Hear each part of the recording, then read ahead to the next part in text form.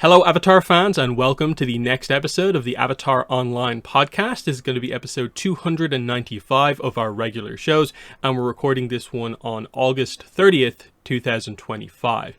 This is the official podcast for the fan site AvatarTheLastAirbender.online.com. I'm going to be your main host, Morgan Airspeed Prime.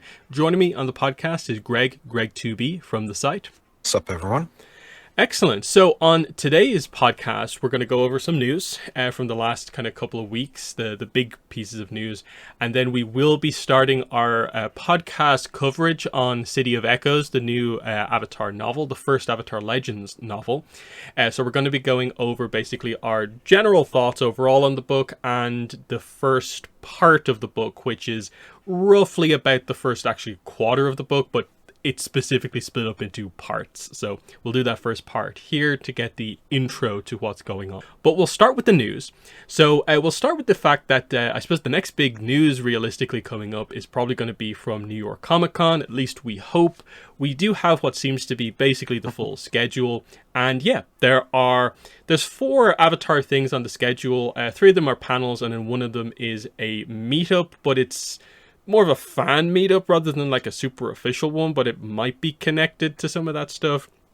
It doesn't seem like the most important thing maybe to discuss here, but we do have 3 panels. So it's basically the same lineup as San Diego Comic-Con. Slightly different order here in that this time out, it's the merchandise panel that's going to be up first on Thursday. It basically has the same description as the San Diego Comic-Con panel, so hopefully we actually get the information about what happened at it this time out. Then on Friday we have the publishing panel, so Water, Earth, Fire, Air, continuing the Avatar Legacy panel. So again, we expect probably the proper information of the stuff that they revealed at SDCC, so maybe some proper reveals and maybe more. And then the Nickelodeon's Avatar The Last Airbender 20th anniversary panel is on the Sunday of the convention. The only difference here is just that basically the description for the anniversary panel doesn't mention Mike and Brian. It just says join original voice cast members as they celebrate one of the most beloved animated series of all time. Otherwise, it's the same description. But I'll note for all of these panels, none of them really say who specifically is on each panel, so we don't fully know who's in attendance on the publishing panel. Like, are we actually going to have writers, artists, or anyone like that here, or is it going to be the SDCC lineup? We just don't really know. So what are your thoughts on this? They've actually gone with basically the same lineup as the previous convention. How does that make you feel, as we are about a month and a bit away from NYCC? Yeah, I mean, it's good to see that they're, continuing the trend and they're promoting the 20th anniversary and stuff like that. It is a bit too bad that we don't know the people on it yet, but like you said, that can be updated at almost any time there. Like, would really hope that they would have the creators there and, much of the cast there for the 20th anniversary, just because it seems to be like this would be, the instance when they would do it. Granted, this is on the other side of the country compared to San Diego, which, most of the actors and everyone really is normally based. So there is that to consider, but they have come to the East Coast before. So, it's not like there's no precedence for this happening before. So I don't know. I mean, sometimes the list of people, they do update that later on and they'll send like a big newsletter if they think it's worth it or whatever. Only thing I note of is just that it is on Sunday, which is usually like the weakest day of all the conventions. So that's, in terms of like, popularity wise, clearly it didn't get like the limelight of like a Friday or a Saturday type event. So there is that to consider if you factor that into things, since I'm sure it does, especially since it is on the main stage, which is cool. So it will be in the bigger one. So that's definitely cool. So you'll have the space for people, that's for sure.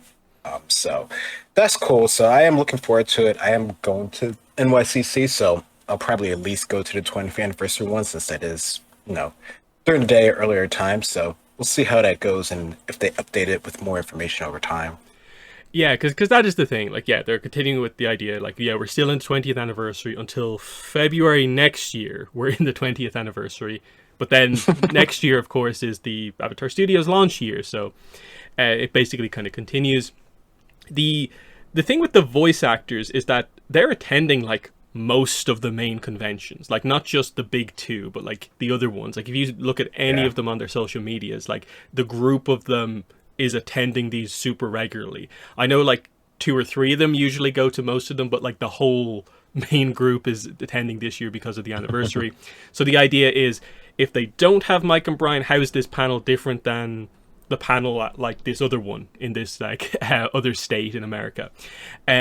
So it feels like they kind of have to have something, especially because they kind of surprised us a little bit, but they actually did something at the SDCC panel where they also didn't say for sure ahead of time there would be news, but they delivered.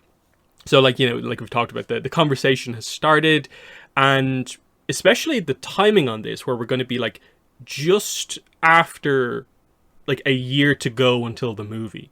It feels like maybe a nice time to finally talk about that, because it's weird that they haven't officially put out any sort of a visual for the movie except the logo.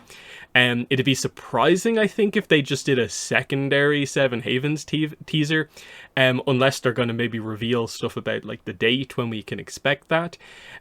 So yeah, the idea is like we're hoping and expecting there to be a little bit more than maybe the SDCC panel, because if they just do the same thing, like those same script readings, like is that going to be okay or not? Like it'll probably be a different audience, but you know, is that fine? Do they do different episodes? Will Brian be doing different chibi art? There's a lot of questions about that sort of stuff, but I think from SDCC, probably people will probably go in expecting news and be disappointed if they don't say anything. That's probably the big thing there. As for the other panels, the merchandise one, I guess it's an interesting one because apparently the toy line is meant to be out in October properly.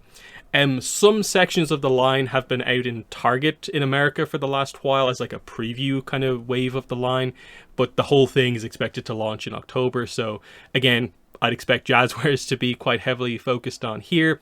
We'll get into Magic the Gathering in just a second, but we'd also expect them to be at the panel, but their preview stuff, like just the next stage of previews, is not really expected until the end of October. So I'm assuming they'll maybe put out a few cards at this thing or something like that. That'll be interesting. Again, I just hope we get the information out of that one. The publishing panel is weird because we obviously need basically the next stage of news from SDCC. Like it's surprising how little there is to say from SDCC.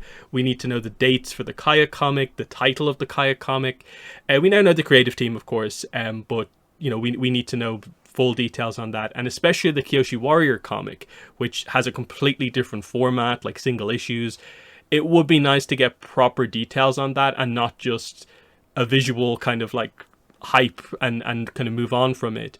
Plus, there's like other stuff as well. Like I'm not expecting Magpie to do anything or Webtoons to do anything, but now we're then going to be in I think a position where like Abrams probably will have to make an announcement because, okay, Awakening of Roku is still December. It's still going to be before that book releases, but they never overly preview the books, and it's going to be way too early to, I think, put out like preview pages for that.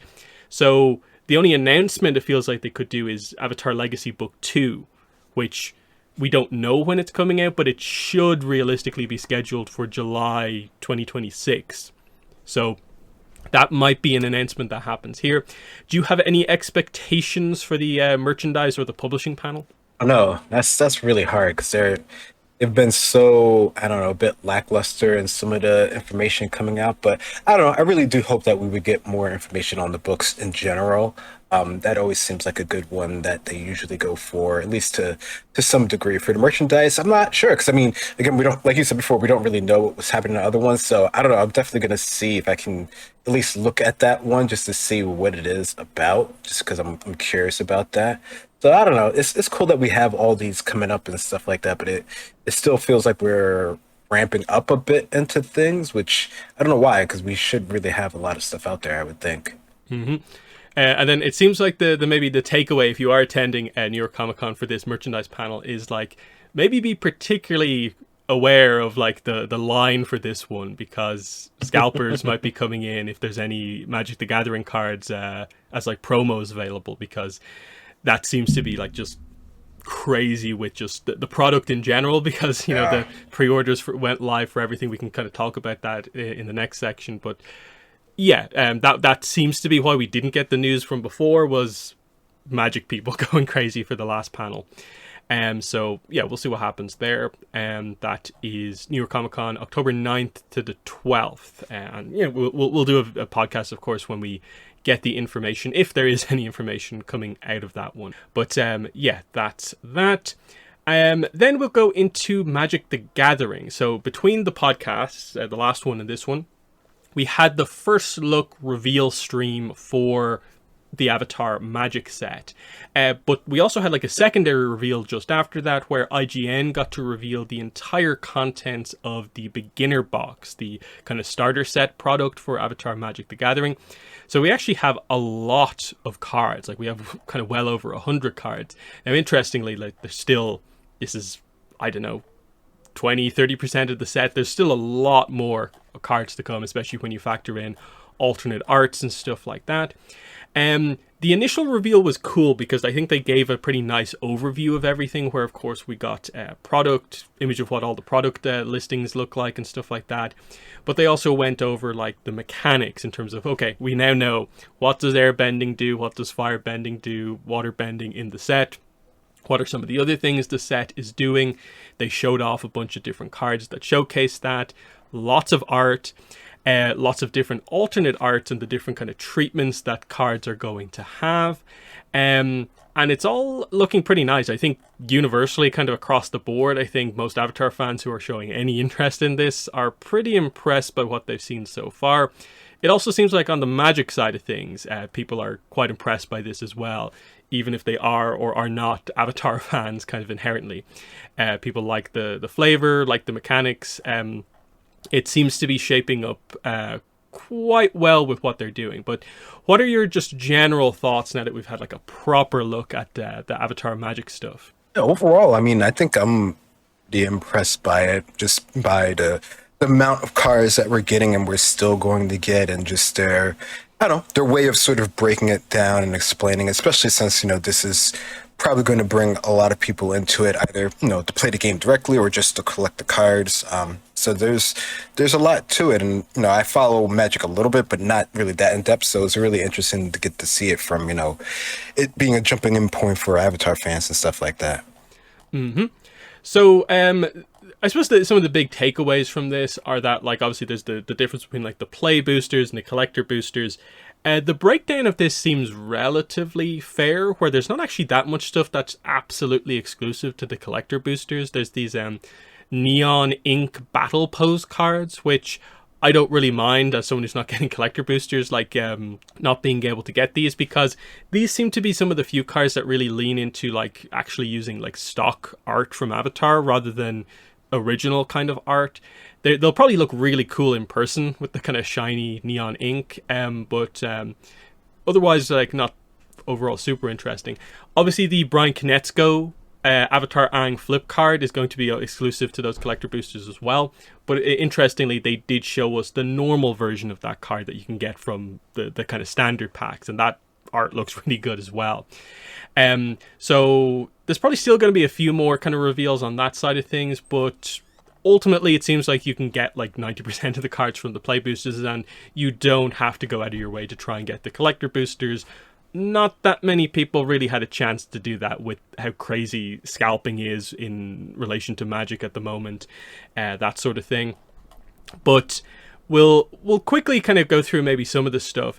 Just to, I suppose, because it's the most flavorful mechanics, we'll briefly explain what airbending does in the set and so on. So, airbending in Magic the Gathering is effectively just an ability of like when you airbend, you effectively exile something. This can be some of your own stuff or your opponent's stuff, depending on what the card says. And the idea is that this is not like a permanent exile. It's an exile, but its owner can then recast that card for 2 mana. And the idea is that it slows down your opponent, and it gives you a kind of cheaper way to maybe recast your cards to get effect. So it's actually a quite cool one in terms of like the way you can actually use this, and we see this on like some of the Aang cards. There's a really cool mythic rare Appa that does this. and so on. So I really like the way that works. Um, Firebending is quite interesting. It's probably the most like complex of the mechanics, especially maybe for people new to Magic, where it's when you attack based on what number of firebending you have, you generate that much red mana, and the kind of twist here is that you can only use it during the combat step. So you generate it when you attack, and you have to have used it before your kind of attack step comes to an end. So it's all about kind of attacking sort of like quickly and then taking advantage of the energy that you generate. I don't think it's too complicated, but it's a little bit like you have to rely on the timings to work like that. Waterbending was the one that kind of confused us when we didn't have the rules, but it is actually the most kind of maybe broad of the effects, where waterbending is effectively just the effect after waterbend can be anything, but it's just a mechanic where you can use your creatures and artifacts to help to pay for other cards, basically pay for the effect. So you can use your own mana, but you can also tap your creatures and artifacts to help pay for it. And again, the effect can be anything. So with the UA card, it helps you cast something for free, but it's on like Aang's iceberg to kind of free whatever it is from the iceberg, and so on. And then earthbending is also one of the ones that's been, I think, received really, really well. The idea is that when you earthbend, you target one of your own lands and you turn it into a land creature and put that many +1/+1 counters on it. And then they get around the fact that like you don't want your lands to be destroyed by the rule saying that if your land creature is destroyed, it just comes back tapped as a land. So kind of cool way to do that there, of like turning the land into a living thing kind of to a certain degree temporarily. What are your thoughts on that? How they're doing the kind of flavor for avatar effects in the game? That was really interesting to hear sort of the breakdown of how they're adapting to the system. And I think, I don't know, that's pretty cool that they're able to like weave it into the general sort of mechanics, because that's, you always wonder how, airbending can be sort of like interpreted in, sort of, combat sort of fashions and stuff like that. So to see that they actually have, some meaningful way of having it to work and not sort of like, basically like, break the system, because that's always like, the thing that people always consider with airbending or with, any sort of magic system is just like, how far can you take it? How can you adapt? And where's the like, the restraints with it? And we see how that works, like, the show and stuff like that with people's energy and chi and stuff like that. So no, that's cool to see that they, actually have that figured out so it doesn't like mess up anything. But this is magic. Like that's what they do. Yeah, and it all works kind of flavor wise when it's like, yeah, airbending is basically blowing stuff away temporarily. Firebending is kind of more energy focused while still being aggressive, which I think is a clever way to not just make it kind of like the villain effect. Whereas it actually seems like Black in the set is more leaning into also having firebenders, but they like sacrifice things to sort of get the firebending effect at the same time, but it's a little bit different. Waterbending is like kind of communal. You use all your stuff to help make an effect happen. And then earthbending is quite literal, like your lands turn into like attackers, kind of. It's kind of cool. The other stuff is obviously the kind of ally mechanic, which is basically just that, yeah, a lot of the kind of heroic characters are listed as allies. Other cards will benefit allies, like the Katara card that was the SDCC promo. That's a pretty simple kind of mechanic that they're doing. The other one is lesson, which is just that certain instants and sorceries are also kind of subtitled lessons. With the idea being that, again, certain cards will reference, like, have you played a lesson this turn? If you have, this will happen. How many lessons have been played over the course of the game? You'll gain a benefit that way. This is how they're getting across, I suppose, the idea of like the characters teaching, evolving over the course of the game. And they explained this quite well, I think, on the stream as well. The idea that there are obviously multiple versions of all the main characters, and the reason they're different is to designate them at like different points in the story. So we have like, book 1 Aang the Last Airbender, but then we have end of series Aang, which is the flip card. You have, Katara, the Fearless is like the end of series Katara, but then you also have like an early Katara. And the idea is that we're going to see different versions of that kind of as we go through, which I think is very cool as well. And then obviously there's other various mechanics introduced as you kind of read through the cards. Like, they didn't go into it, but like one of the cards does mention vehicles. So we're going to get vehicles later in the reveals. So I'm guessing, airships, the drill, but we don't know what they are just yet. We won't go through like all the cards. Instead, I think we'll just kind of do a top three. So Greg, what's your first card here? What card stands out the most from all the ones that have been revealed to you for art or any other reason? Yeah, I think for most of mine, I went via the art for them, and I just made like a huge like list of them. So I'm just gonna go with the first one I have here. But one of the ones I had at the start of mine was redirect Lighten from Zuko, which was actually a lesson one as well. Yeah, that was definitely a cool one. We actually got two arts of that, I believe. Yeah, Yeah, we did. yeah. That's a cool card. I think Magic fans like that one as well because it's just a cheap way to redirect things to kind of counter stuff, basically. But yeah, it's a card that they kind of had to do. The art looks really nice on both versions, actually. I can see an argument kind of either way for it. Of course, I think the one that has the kind of fancy elemental border treatment looks cool because the whole card looks completely different. But I suppose, which art do you prefer? A tough one. I think I like just the plain one, even though it doesn't have the fancy sort of board and everything. I just like the art itself, but the whole card for the other one, I think, is a better composition for it, though. Yeah, it's definitely a really nice card. Yeah, it's one red mana instant lesson. As an additional cost to cast this spell, pay 5 life or pay 2 mana. Change the target of a target spell or ability with a single target. So this one's also kind of flavorful because they're kind of referencing the idea of like, well, if you channel your energy properly, if you pay the 2 mana, you do it successfully, or you can do like Zuko's sacrifice to save Katara and like sacrifice some of your life to also redirect, which is kind of clever as well.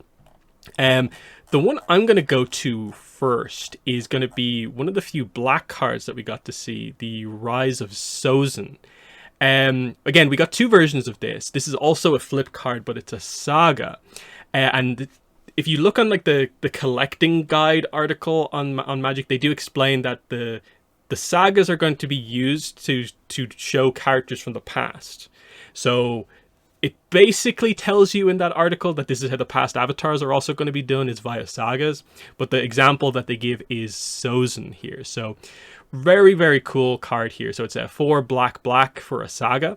The first step of the saga, so first turn, destroy all creatures. Second turn, you basically search for a card. You choose a name of a card. Your opponent searches their graveyard, hand, and library. And every single copy of that card they have to exile them.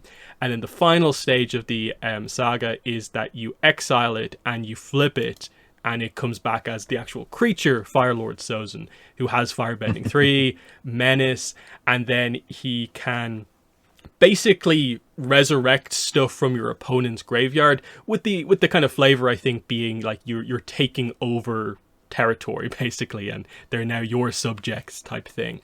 It's really flavorful because it's obviously like step 1, Air Nomad Genocide, step 2, search for the avatar, step 3, reign as Firelord Sozin, and both of the arts are really nice on this. Yeah, but what are your thoughts on one of these other flip cards that we get here? Yeah, no, I actually had that as one of mine, so I will have to use one of my other ones for my next one. But yeah, no, I thought those ones were really cool. Just the art and just the just the idea of how they actually sort of like structured it, I thought was actually cool when I actually took a second to actually read it. But yeah, no, the designs for that one is really cool, and the borderless one of that one is also really cool as well. So no, I think they did a really good job on Sozin's sort of cards here. Yeah, it makes me so excited to see how they do. I'm guessing, Kyoshi, Roku, Karuk, and hopefully Yang Chen as well, which would make sense because they tend to do these kind of card designs in like one of each color, like a cycle of cards. And this is the black one, so it makes sense that we have an avatar for each of the other elements. But what's your second card you want to bring up? Okay, so since I'm not going to do those ones anymore, I think I'm going to go with Faded Firepower, which was a Iroh card, enchantment card. Yeah, this one's actually really interesting as well. Also a mythic rare, so it's the kind of highest rarity of a card. And again, we got another kind of alternate art on this as well. This one has a very unique kind of approach to the alternate art because it's kind of the two ways to power up your firebending. One of them is Iroh under Sozin's Comet, and then the other one is learning from the dragons, of course, Aang and Zuko. Um, cool card. It's like triple red, and then you pay X, so you decide on how many that is. And it basically just stays on the field and makes every source of damage from uh, any source of damage that you would do X more damage. So it's kind of perfect for like aggressive firebending in the set. It's a very unique card, definitely. Again, I like both arts. Like Iroh looks like so incredible in the standard art, but then the style of the Aang and Zuko one is so nice. But again, Yeah. which one do you prefer?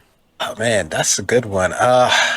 I'm going with the Iroh one just because I like the whole scene and just Iroh in that moment was really cool. But yeah, the art for the other one is really cool. Just the fact that it's so sort of like unique in the way that they did it, which I think is just really cool in a lot of the cards that they did. I mean, the art for this is just really good. I'm going to go for maybe more of a simple card because it's just a common, but I do want to highlight Badger Mole because this was a cool reveal that we got from the beginner box. So yeah, this is it's a creature, standard common. You expected a common to have a pretty basic effect, but it's kind of cool. Like 5 mana for a 4/4. When it enters, you Earthbend 2. Makes sense.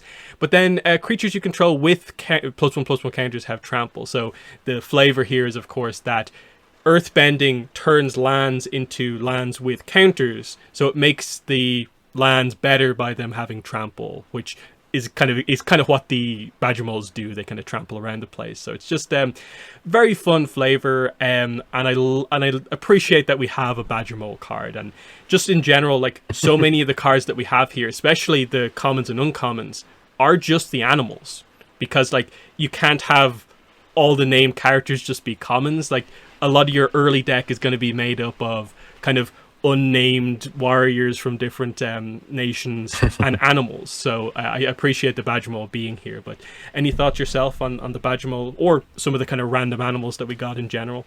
Yeah, no, I mean, I don't know, I really like that they included a lot of the animals. I mean, the Bashmore one was a really good one. There's a couple other ones, and my next one will actually be a creature ally as well.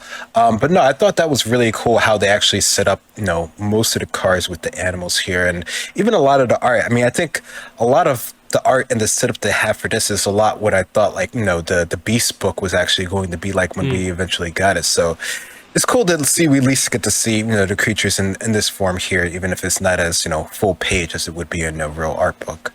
And what is your third card you want to highlight? So my next one is going to be creature one, and I just like the fact that Appa has a whole bunch of them here, but the one for Appa that I was looking at was the Appa Steadfast Guardian one, the legendary creature one.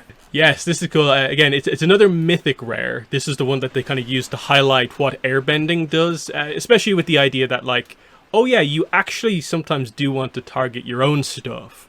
With the idea of this being that, like, you're sort of you're using Appa to save a bunch of your own creatures, but you can bring them back later, and when you do, you get the ally kind of creature token. So he plays into two of the big avatar mechanics of the set here, and kind of highlights this is what white is doing. It's like it's airbending and it's about allies as well. So again, I think we also have two arts of this. Yeah, this is where we get the other different type of art. This is the field note card. So it's basically the Beasts of the Four Nations treatment, which is actually super cool because you can see there's a main image of Appa, but then like there's a focus on like his tongue, his eye, and stuff like that. When you look through the card text, you can see a focus on this is what his foot looks like from the bottom. Like you don't typically see it that way, and it's really fun because like there's the Momo card that we also get a look at it in the field notes version, and it's like, yeah, here's a focus on the eye and the paw. It's very, very fun. So yeah, this is definitely a card I'm definitely interested in. Just replaying, and yeah, the invasion art for Appa is super cool. But what do you like so much about this one? Yeah, I mean, for this one, I mean, Really just the scene of having, Appa sort of in the armor. I thought that really stood out to me. The one with the whole sort of bison sort of background, I thought was just, that feels really sort of like unique and something, that you wouldn't necessarily see in such a small format for a card. Like that feels like a real sort of like breakdown of the character that you would get in sort of like a book type setup. So no, I think they're both really great. I just the one in scene just stood out to me, at least initially. My, I suppose, last card I want to really focus on here is going to be Heibai, Spirit of Balance. So, one of the few spirits we have, we really only have a like Yue, Heibai, and then there's one of the sorceries that I think references like you create a spirit token. But otherwise we don't really see kind of a lot of that. So I wonder how many spirits there are going to be full stop. But the art on this one is so unique and cool because I always like that kind of light dark spirit dynamic, and this is kind of perfect with the kind of reflection in the water. It's actually kind of panda bear Heibai, but then his reflection in the water is his kind of beast form. The card itself is it's interesting. There's not maybe like a ton of flavor necessarily to it, but it's cool with regards to like the casting cost because it's two hybrid manas. It's like two and then white or black and white or black. So you can choose to be like, good Heibai or bad Heibai or a mix. And like he comes in, he sacrifices a creature, you put two counters on him, but then the counters kind of stick around, which I guess is maybe the spirit, maybe mechanic of just the stuff always persists. You can't ever get rid of it. Those counters are going to stay on the board so long as you have something to put them on. But yeah, this one's mostly the really, really standout art on one of the spirits, and I'm excited to see more of them because like I think everyone's waiting for the Ko card, whatever way they do the crazy face stealing mechanic. But any thoughts on Heibai? Yeah, no, I thought this one stood out to me too. I think the spirit ones and the creature ones they generally stand out, at least to us who's sort of in the know about these things. But no, I thought this was a really unique one where they have the actual setup for it and the reflection and everything. And then, yeah, just maybe some other kind of final notes. One of the cards that interesting, I think a lot of the Magic fans are focusing in on is the Toph the First Metal Bender card. Mainly because it's multicolor, so it's a good commander for that format. But also, it's probably the most like mechanically like open card where like people are trying to manipulate like what this does. Mostly because the rules surrounding earthbending is actually quite good. It has like protection built into it, which is that if your land dies, it returns to the battlefield. And if you bring in the entire history of Magic, there are ways to turn your creatures into lands. So Toph herself turns artifacts into lands, and people are trying to come up with ways to like, oh, let's also make Toph a land and earthbend her herself. That way she has her own protection, and then everything else can have protection too. It's obviously a clever way to do metal bending as well as a card, but seems like people are planning to do kind of crazy stuff that basically makes your whole field kind of indestructible almost. So it's been fun to see like people who don't even know Avatar just being like this Toph card or Toph, as a lot of the Magic YouTubers have maybe been saying. Which is the pronunciation aspect is kind of funny as well. And then I suppose I do want to maybe talk a little bit about just the lands. For a lot of people, this might be a really boring kind of thing, but actually, like, hey, they're going to be some of the most common cards you see. But we actually have the standard land art, and then the really cool full art Appa basic lands. So obviously, it's plains, island, swamp, mountain, forest, and then there's the full art kind of alternate versions of them. So very cool stuff here because we have for the standard plains is like Western Air Temple. The island is like an igloo in the Southern Water Tribe, Wolf Cove. The swamp is an interesting one. It seems to be the factory on the Jianghui River from the Painted Lady. The mountain is Harry Bulkan, like Royal Caldera City, whatever you want to call it, Fire Nation capital. Forest is actually the Gaipan Forest, where like Jet's hideout is. The full art plains is of course the of Bossing Say, kind of like agrarian zone kind of type thing. Island is Wolf Cove again, but it's the trapped ship in the ice. The full art swamp is the swamp. Full Art Mountain is the, what's this called, the Wulong Forest, I believe, and then the Full Art Forest is the Eastern Air Temple, I think, because that's the one that has the three like separate like areas, I Yeah. think. What are your thoughts on these? Because they did a whole section on the video highlighting the Full Art lands. You know, I thought those were really cool. I mean, I think whenever you get the full art sort of cards here, they usually are pretty sort of stand out, and especially the one with Appa, I think that's just like a cool sort of perspective of things. Especially just having him in the scene, I think that's it's sort of reminiscent of him and the journey and the gang's journey and stuff like that. So no, I thought that was a nice touch. And yeah, in terms of some of the other stuff, I think it's October 28th is when they said that like the full like spoiler season for the Avatar set's actually going to happen. So about 3 weeks until the set kind of releases is going to be when they start to reveal a lot more of it. And the idea is that like within about a week at that point, like we'll pretty much have the full set kind of revealed over all that time, and we can properly decide on like, okay, this is what everything is, this is where to get the cards from, we'll know everything that is available in each product and stuff like that. So there's going to be a little bit of a gap until we, I suppose, hear a ton more outside of little bits and pieces that will come out, like some product information I assume is going to come out about certain things, where like we'll learn what the promo card is in the bundle and stuff like that. But they have a Spider-Man set to talk about at the moment before Avatar.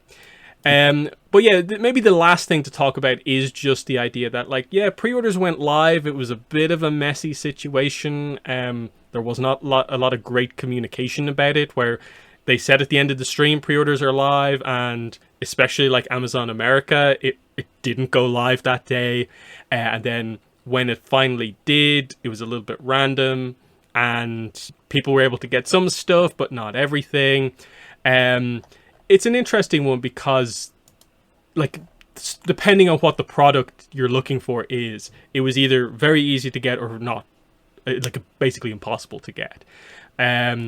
The collector boosters, both the packs and the boxes, seem to just disappear like immediately. Same goes for the Commanders bundle, which also has a collector booster in there, which is why it was kind of so focused on, in addition to the fact that it's the only Commander item. Everything else seems to have mostly kept in stock, from what I can see.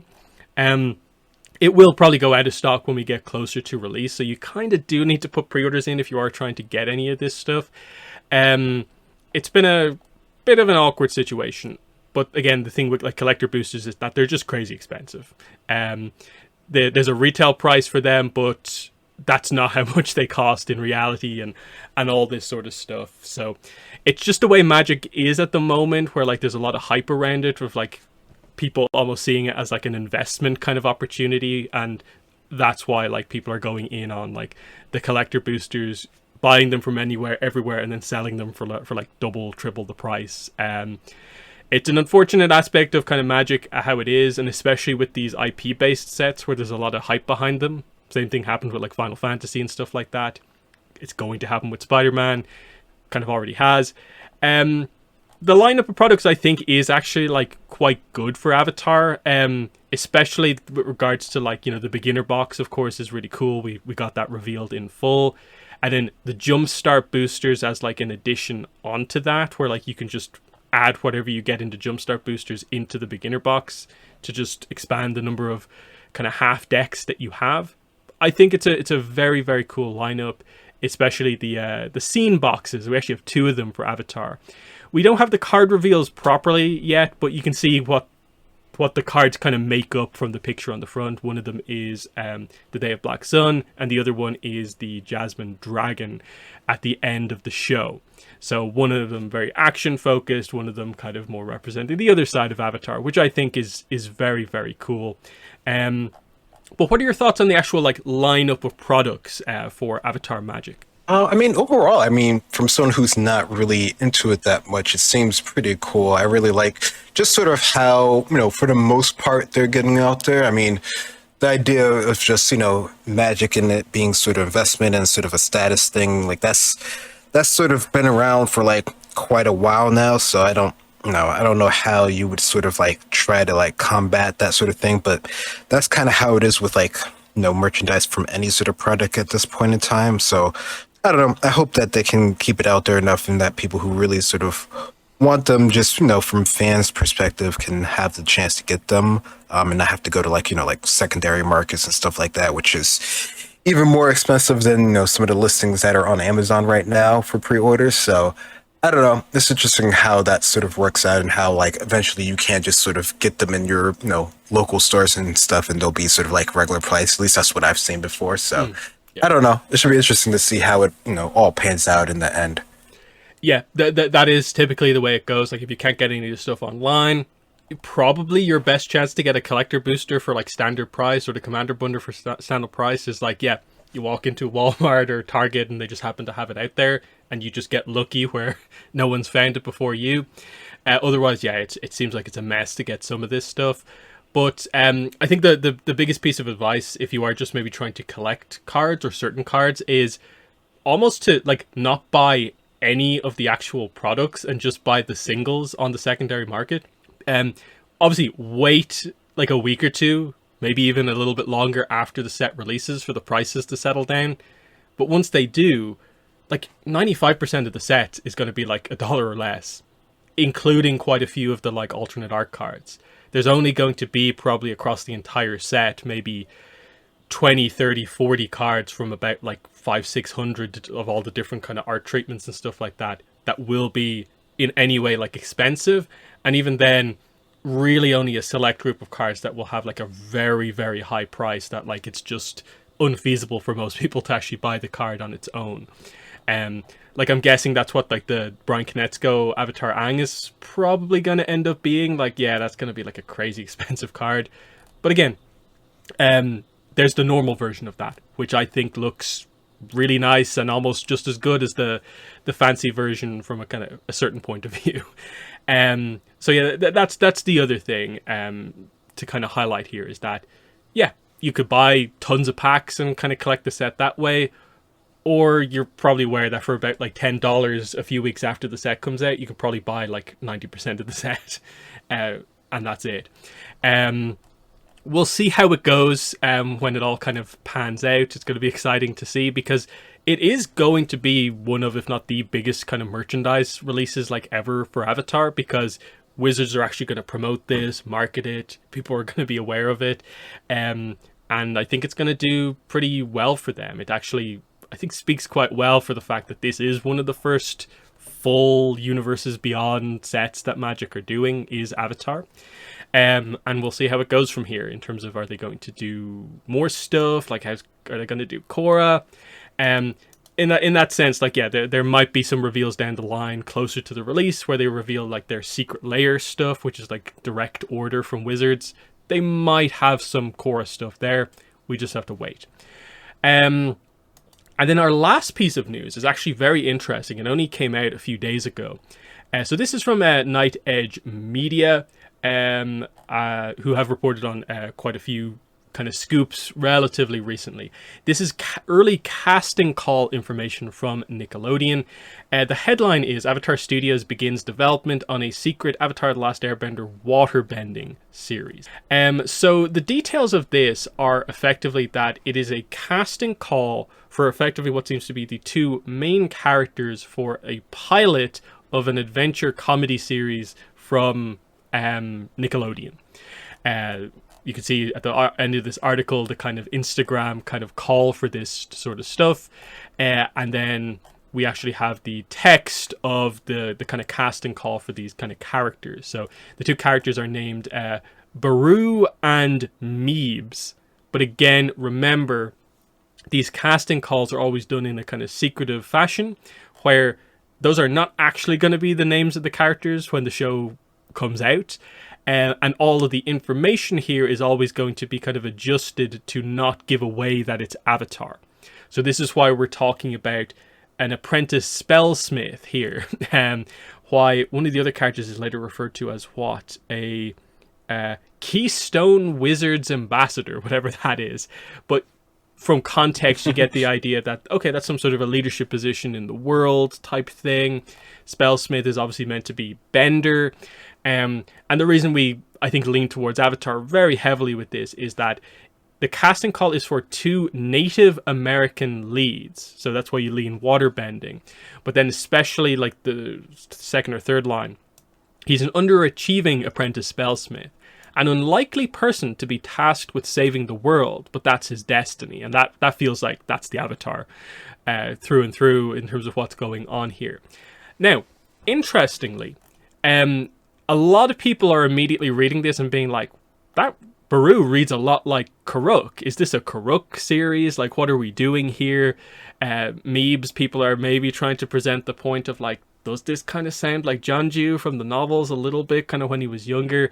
Or what? Like, when is this actually going to be set? Because obviously, water is not the next one in the cycle to follow Pavi, if that's what we're doing. We're skipping quite a bit because we're going from Korra, water, to Earth, and now we're doing water again. So, is this the next main series? Is this like a spin-off series? What's really going on here? Right now, all it says is that it's for a pilot, but it obviously speaks to a series in development. We'll maybe get into some of the details in a second, but what are your overall thoughts on hearing about this project, which is codenamed Red Thunder? Yeah, I mean, it definitely blew up when, this information sort of got out there. So, I don't know, a lot of people are keying into this. It definitely sounds like it could be, an Avatar thing, and, being part of Nickelodeon, I guess that sort of lends itself to that. And we know, Avatar Studios is planning a bunch of different projects, or at least that's what they have said in the past. So, I don't know. I mean, I think it's cool if this is where that is going, but, again, I guess we can't say we completely 100% know, but meaning that way, I suppose. Yeah, and I think that's the big thing for anyone maybe surprised by this. Like, a lot of people seem like, wait, what, another one in development when the other ones haven't come out yet? And it's like, this was always the idea. This was always going to be a situation that happened where they're being cautious about information in the build-up to the first project.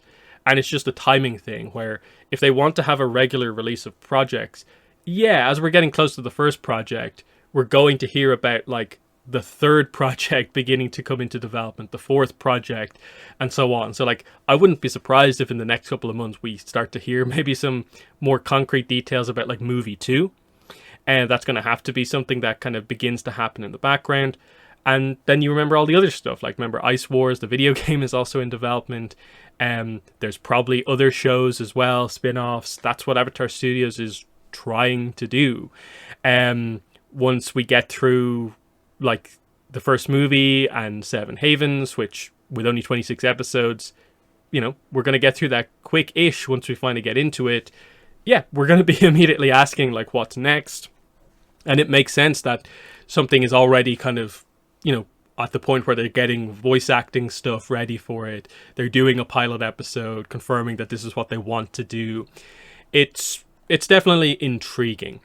So getting into some of the details here, it's described as, character is a kind of bit of a daredevil, always about the good vibes, not the bad vibes, very much like a free spirit, charming character who really draws people towards them. And then the other character is kind of the opposite of that, where like they're training to be a high up person in society, like a chancellor. Their family wants them to do that. They're kind of restricted by the stuffy traditional environment. But they're inspired by their best friend, Baru, and they want to be kind of free. So they're kind of opposites in that way. There seems to be a little bit of a sense where like, okay, they're on the same team together. They're going to correct wrongs that they encounter in the world. But otherwise, there's no like premise for what this series like actually is. Like, what's the villain in this series? We don't really know, of course.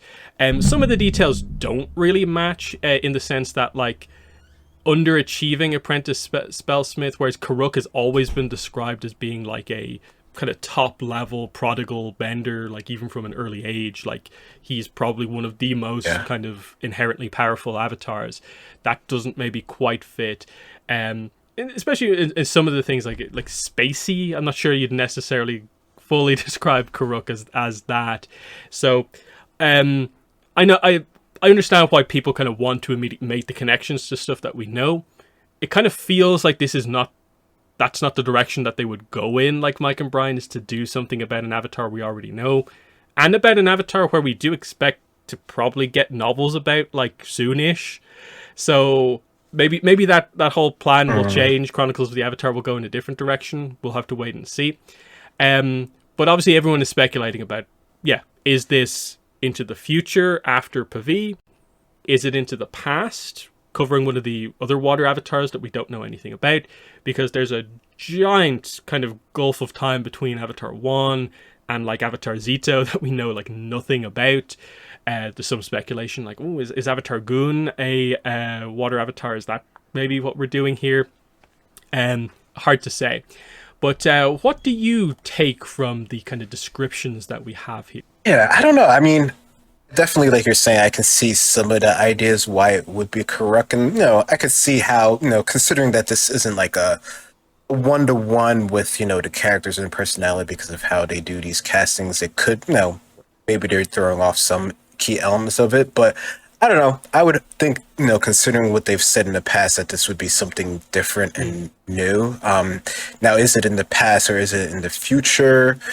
I can't really say about that. I mean, I don't know. I think they would have more leeway to do things if they went in the past, and that's sort of like, what people have always sort of been, hoping for in general, since, like you're saying, there is such a wide breadth of time there. But, if they're, sort of banking on the fact that, the new Avatar is going to do really well, I definitely can't see them going forward towards the future. But, again, there's a lot of time that they could do, and this doesn't necessarily have to be, such a huge product to sort of get like a big sort of casting call or whatever. Like these could be, the only real two main characters in the whole series, and this could be a mini thing that's only like 8 episodes or something like that. Especially since, it is going towards the younger age of things, so maybe it is one of the side things that is actually, more geared towards the younger audience more than just sort of like your general all-around audience, which is sort of what they've focused on before. So yeah, I don't know. It definitely can go a lot of different ways here, and it definitely can see why people would think this would be, characters that we already know. But I do hope that they keep some things sort of like in line of what we sort of have thought of them before in terms of like where they're publishing stuff versus, story versus, the visual media and stuff like that. But who knows? Yeah, either way, I think it is interesting because, like, yeah, like you said, like, it could be a spin-off show, like, it could be a thing where what if it is like an anthology show about the past avatars, then maybe just maybe the first episode's about Karuk, but the other ones, like, we have a Kyoshi one, and this is just how it's starting. That could be one way to do it, because people do want content with those other avatars. Whether it is like an adaptation of the kind of novels that we have, or just, another story that those characters are involved in. That is a demand that kind of people kind of have out there. So if it is a full series, and they're kind of maybe going for Karuk, I think that's a little bit of a odd choice, especially if they do novels as well. So I'd be leaning for, hoping for like an Avatar from the past, and, covering maybe some Water Tribe history, like how did the Southern Water Tribe form, perhaps. Because maybe the only kind of proper detail you can maybe take out of this is like the Meeb's description kind of reads like he's maybe involved in the leadership, like those kind of high up positions in the Northern Water Tribe. That's why they mention the traditional environment, which is often associated with there. But yeah, it's early days. We don't really know the full details there. But a lot of the casting information has been quite good and reliable when it comes to like the Seven Havens stuff, which we won't really maybe go into it, maybe for kind of spoiler reasons, but like Night Edge Media also had a little bit of an update about like, oh, one of the characters who we haven't been officially introduced to is going to have like flashbacks theoretically in Seven Havens, and it's like, okay, we're getting more and more from the casting info, which is good to see. But that's where we're going to leave the news for now, and we're going to go into our main topic for this episode, which is going to be our initial impressions overall, and going through part 1 of City of Echoes. So this is Avatar Legends Book 1. This is the start of a brand new series of novels from Abrams. Avatar Legends, about the unsung heroes of the Avatar world. We don't really know what the kind of trajectory of this series is. because they haven't announced book 2 yet. But the idea seems to be that they can go to different eras. That's the whole Avatar Legends thing, is that every era should be on the table. I think the description mentions Legend of Korra specifically, so my assumption would be that we maybe go to Korra next for this, but it'll probably tell us a lot about what this series can and can't do once we get the second character announced. But this first one, of course, City of Echoes, is about Jin, who is the pretty minor character who we do meet primarily through Tales of Ba Sing Se, the Tale of Zuko. This is the girl that Zuko goes on that date with. She makes very minor kind of cameo appearances in like another episode in the background. Of course, we have some information on her from the old Nickelodeon website, and she appears in the comic Going Home Again. But ultimately, a very minor character, though a character who, within the fandom, is quite memorable. People like Jin, partially because of the connection to shipping stuff, of course, but I think people in general have always found her to be a likable, nice character. So I suppose we'll start off with just like, what were your thoughts when this book was announced and you just heard about the idea that they're doing a novel about Jin? Yeah, I mean, I think it definitely wouldn't have been on my top characters to sort of write their own sort of individual story about. So I think it definitely has that, and I feel like a lot of people have had similar sort of thoughts about that. I think when they break down their idea behind this new series and sort of, its reasoning and sort of being sort of like a alternative way of, viewing the world, not from sort of our mainstay characters, then it makes a little bit more sense, as far as like why they picked her out of, any of the characters. So it definitely has place of reason based off of their logic, but it definitely wasn't something that I was particularly expecting. But yeah. Yeah, like I think it's a good character choice because it allows them to do a lot with the character, because there isn't much background information on Jin. We'll get into how they approach some of the continuity in a moment. Yeah. But they chose the right character because it's a character people like. And I also think the location is probably a big part of why they chose this character as well. Like, they wanted to explore Ba Sing Se. And hey, here's a character we know who's probably one of the most normal characters as well. So there's that aspect to it as well. And I think it really works in that regard. Like, you come out of this book and actually Jin is now a pretty fully fleshed out character where you'd maybe like to see some follow-up to her. But we certainly know a lot more about Ba Sing Se, particularly the lower ring of Ba Sing Se and how it works. And that's kind of a major takeaway, that like, it's not just this book that's all about references to the main arc, the Ba Sing Se arc of Avatar. It actually expands on it kind of nicely, and it references it in pretty interesting ways. It resolves little open threads that the show has, and it fits in overall in, I think, a pretty nice way. And I'm intrigued to see how they go about doing this for like other sections of the different series and eras and stuff like that. I can't obviously kind of picture what we do next other than just throwing out kind of character names here and there. But we now have the book. We have read it. I've done lots of coverage already on my own channel about this. But we have to talk about it here. So we'll start with general thoughts overall on this. I really like the book. I think it's good, it's interesting. It's definitely different than Chronicles of the Avatar, just because it's the contrast of like, the main character here is one of the potentially like least important characters in the franchise, whereas Chronicles, it's the most important character in the franchise during that era. And because of that, like, the focus is on kind of different things. This one is more about the references, the connection, how familiar we are with this material, just not from this angle, from this approach to this era. And that's interesting by itself. I do find Chronicles to be maybe the overall more interesting series, just because it's our first deep dive into a whole new era. But I think it's a nice addition that we have a book that's going to just give us this expansion on like a specific part of kind of content that we already know about. I think they did the characters really well. The introduction of a lot of the new characters worked. A lot of the familiar characters that actually play big roles in this book, I thought were also kind of nicely done with like Smellerby and Longshot, as we'll get into, plus some other more kind of obscure references. Um, the only slight issues I would have with this are just that it makes me question a little bit some of the Avatar Studios like approvals process with the way some of the kind of continuity points worked in terms of like quote unquote mistakes and stuff like that, stuff that felt forgotten. And then to me the ending is a little abrupt given what the book does presents about kind of Jin's arc. It feels like it kind of just ends a little bit open when it I think should be a little bit more concrete in its ending in that when are we going back to Jin? Why not do a little bit more? Um but overall, like I think it's a really, really good book. But what are your general thoughts on City of Echoes? Yeah, I thought it was a fun read. I don't think I'm anywhere near as like enamored with it as compared to the other series, Chronicles.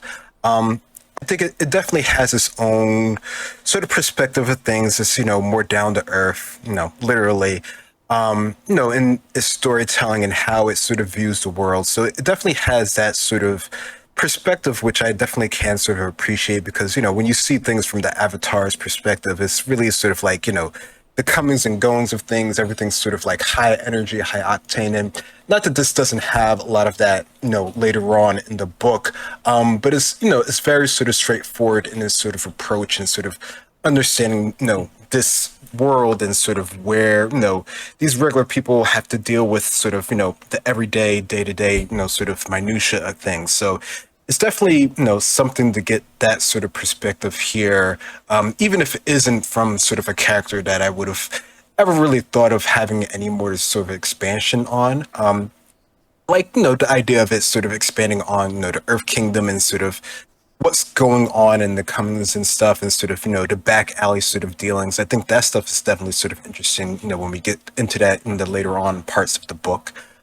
So there's definitely a lot to be gleaned from this book if you're really sort of like interested into, sort of the world and the Earth Kingdom and sort of how it sort of functions or how it doesn't function correctly.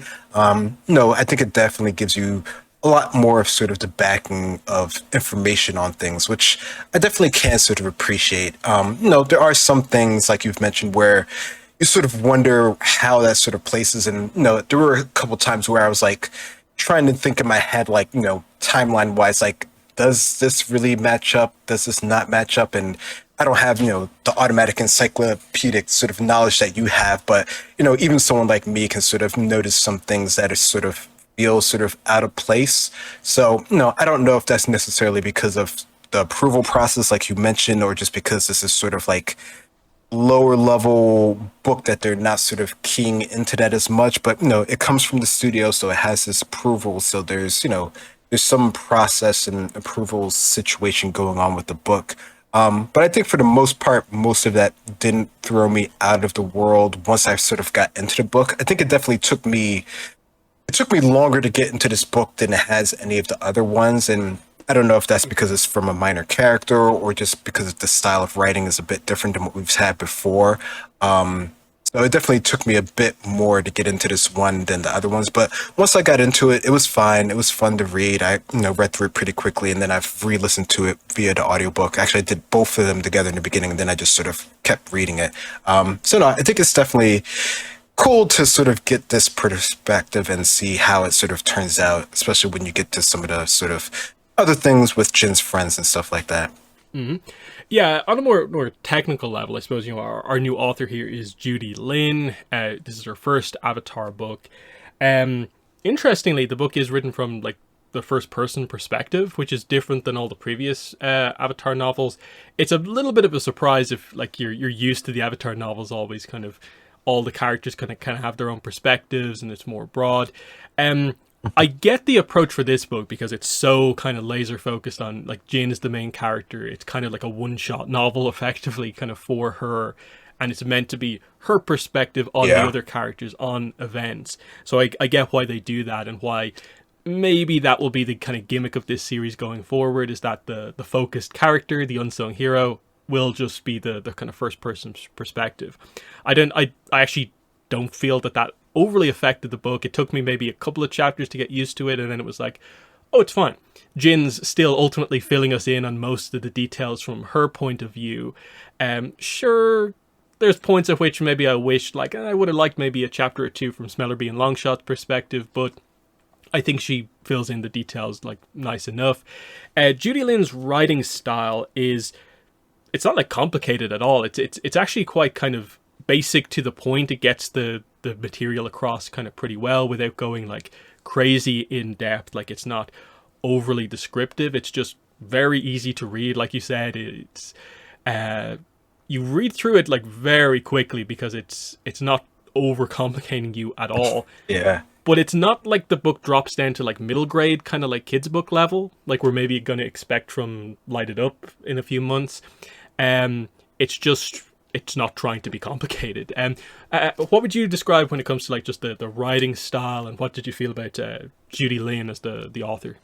Yeah, it definitely, it's not like, I think, in terms of like its sort of style overall, it's not like super young reading or anything like that. Like it definitely, I think out of all of the ones we've had so far, this, feels like a YA book. Like this is definitely on that sort of wavelength of reading compared to some of the other ones where you could say, especially depending on sort of the content and stuff like that, like it can, branch a little bit sort of above. But, like all of the Avatar books, there are some things in them that are pretty dark, especially when you're, chucking rocks at people and stuff like that. So it's not like, super watered down or anything like that, but it is definitely a clean and sort of easy read for sure. You definitely can breeze through it pretty fast. And it's not overly long or anything like that too as well. So out of all of them so far, this definitely feels like it's, the more straightforward out of them, even if it isn't from a perspective or anything that you would have thought you were getting for the Avatar world so far. Mm-hmm.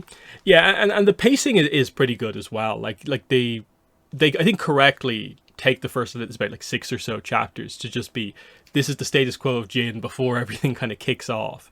But then later on in the book, like it's just, we're here, we're in the upper ring, Jin's doing stuff, we're on a mission, and it's just like boom, boom, boom. Here's the next plan, it's executed. It's actually funny because especially if you look at the exclusive stuff in the Barnes and Noble edition of the book, they kind of highlight that they actually had to kind of tell her to almost like expand out the final battle, which is actually like the Sozin's Comet stuff at the end, because it was like done like almost so quickly. They're like, no, spend a bit more time on that, which was kind of a fun little detail at the end. But yeah, it keeps it going pretty nicely through the whole thing. But yeah, the part 1, which we're going to go through here, is the first 11 chapters of the book. It's roughly the first like quarter of the book. Part 2 is kind of a little bit more substantial. It's like most of the middle of the book.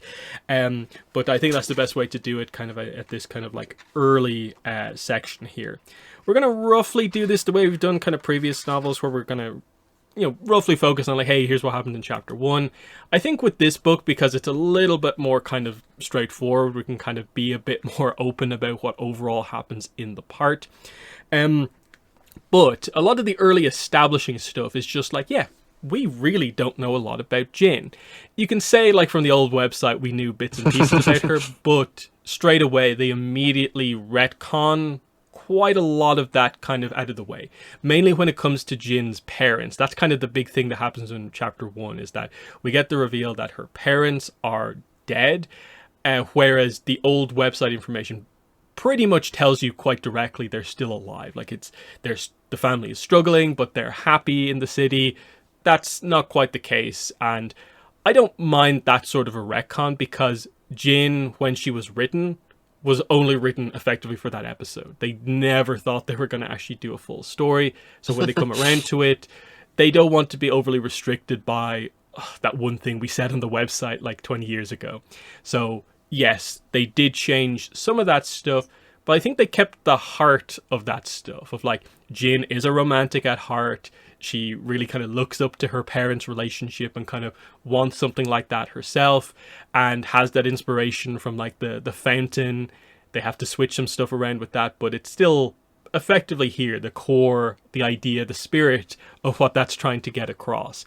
I know some people are kind of like, real kind of sticklers for like, no, if it was written somewhere, it should be locked into canon forever. I think that stuff like that is like, yeah, that's fine. And I think that's been the case for the entire history of most of the publishing, is that, yeah, they are using that stuff from the old website when they can, but they'll put it aside if they have to. The stuff with Ursa is probably the biggest example of that, where there's an entire comic series that completely contradicts Ursa's website entry. On the reverse of that, say recently from the RPG, the Piandao stuff is all accurate to what we were told there. And in Jin's, they retcon some of it, but they use the core of it. And I think that's fine. That's the way you have to treat a lot of that kind of older information. How did you feel overall about just what you knew about kind of Jin beforehand versus the way that this book goes about introducing lots of new elements for Jin? Yeah, I mean, I think for the most part, personally, I really sort of viewed most of the newer stuff as sort of like, the de facto go-to thing. I mean, I was around for all of those websites and stuff like that. So, I do have some, vague recollection, or especially when, like they were on like the Avatar Spirit forums and stuff like that, when, we had sort of that information laid out. So a lot of it was there, and some of it was even like, the Nickelodeon books and stuff that they used to have for Avatar and stuff like that you could get in the stores. But, other than things like that, personally, I don't hold them too, steadfast or anything like that, especially, for better or worse, if those sites sort of aren't there anymore, or you can only get them on like archive.org or something like that. So I don't know. I think, not having that sort of backing information, which, any kid who's reading these books now isn't going to know about those sort of sites or anything like that. I think it's fine to have that. I'm not a super stickler for that sort of canon stuff. I mean, I don't know. I would like them to sort of incorporate in, like you're saying, they're keeping sort of like the spirit of their sort of ideas in line. No, I think they did that pretty well for the most part. That at least while reading the story itself, I'm completely fine with it, which I think is the key thing that they're going for here. We'll see how well that works in the future. If they have to change more things, then we might get more upset about it. But for now, I think it's okay. Yeah, and it is interesting because like I would like to know what like the official Avatar Studios stance is on like the website information, just because like you said, it's not officially accessible. Like there's no official Nickelodeon Avatar Studios way to access that. It is archived pretty much in full on two like Tumblr accounts, like the Lost Lore of Avatar, and then there's an equivalent one for Korra, where you can look up all the stuff and it's all there. But it is effectively a fan archive of the old stuff. Of course, the wiki also effectively has it archived as well, and the fandom perspective is that like, okay, yeah, it's canon until contradicted, basically, is sort of the approach that we have. But like, yeah, when Judy Lin does her research for this book, is she instructed by Avatar Studios to just like, yeah, this is canon, or do they have their own view on it, or do they just make that up as they kind of go along with the idea of the book? That's where I wish maybe the exclusive content had gone into a little bit more depth, in terms of like, yeah, you have this character with like effectively just one part of an episode that's their main aspect of their character, and everything else is minor details, and they build some of it in that, like the whole stuff about the firelight fountain is actually a pretty big part of the book. Yeah. So they use that comes from the old website, but they changed the idea of like, oh yeah, Jin's parents aren't from the city, they're from Da Ying. So there's an equivalent fire fountain there. And there's also one in Ba Sing Se. So it's like, okay, that's a nice way to do it. But then also, her parents aren't around, they're dead. Because they wanted to create this kind of situation where, as we learn in chapter 1, Jin has like a lot of stuff going on in her life.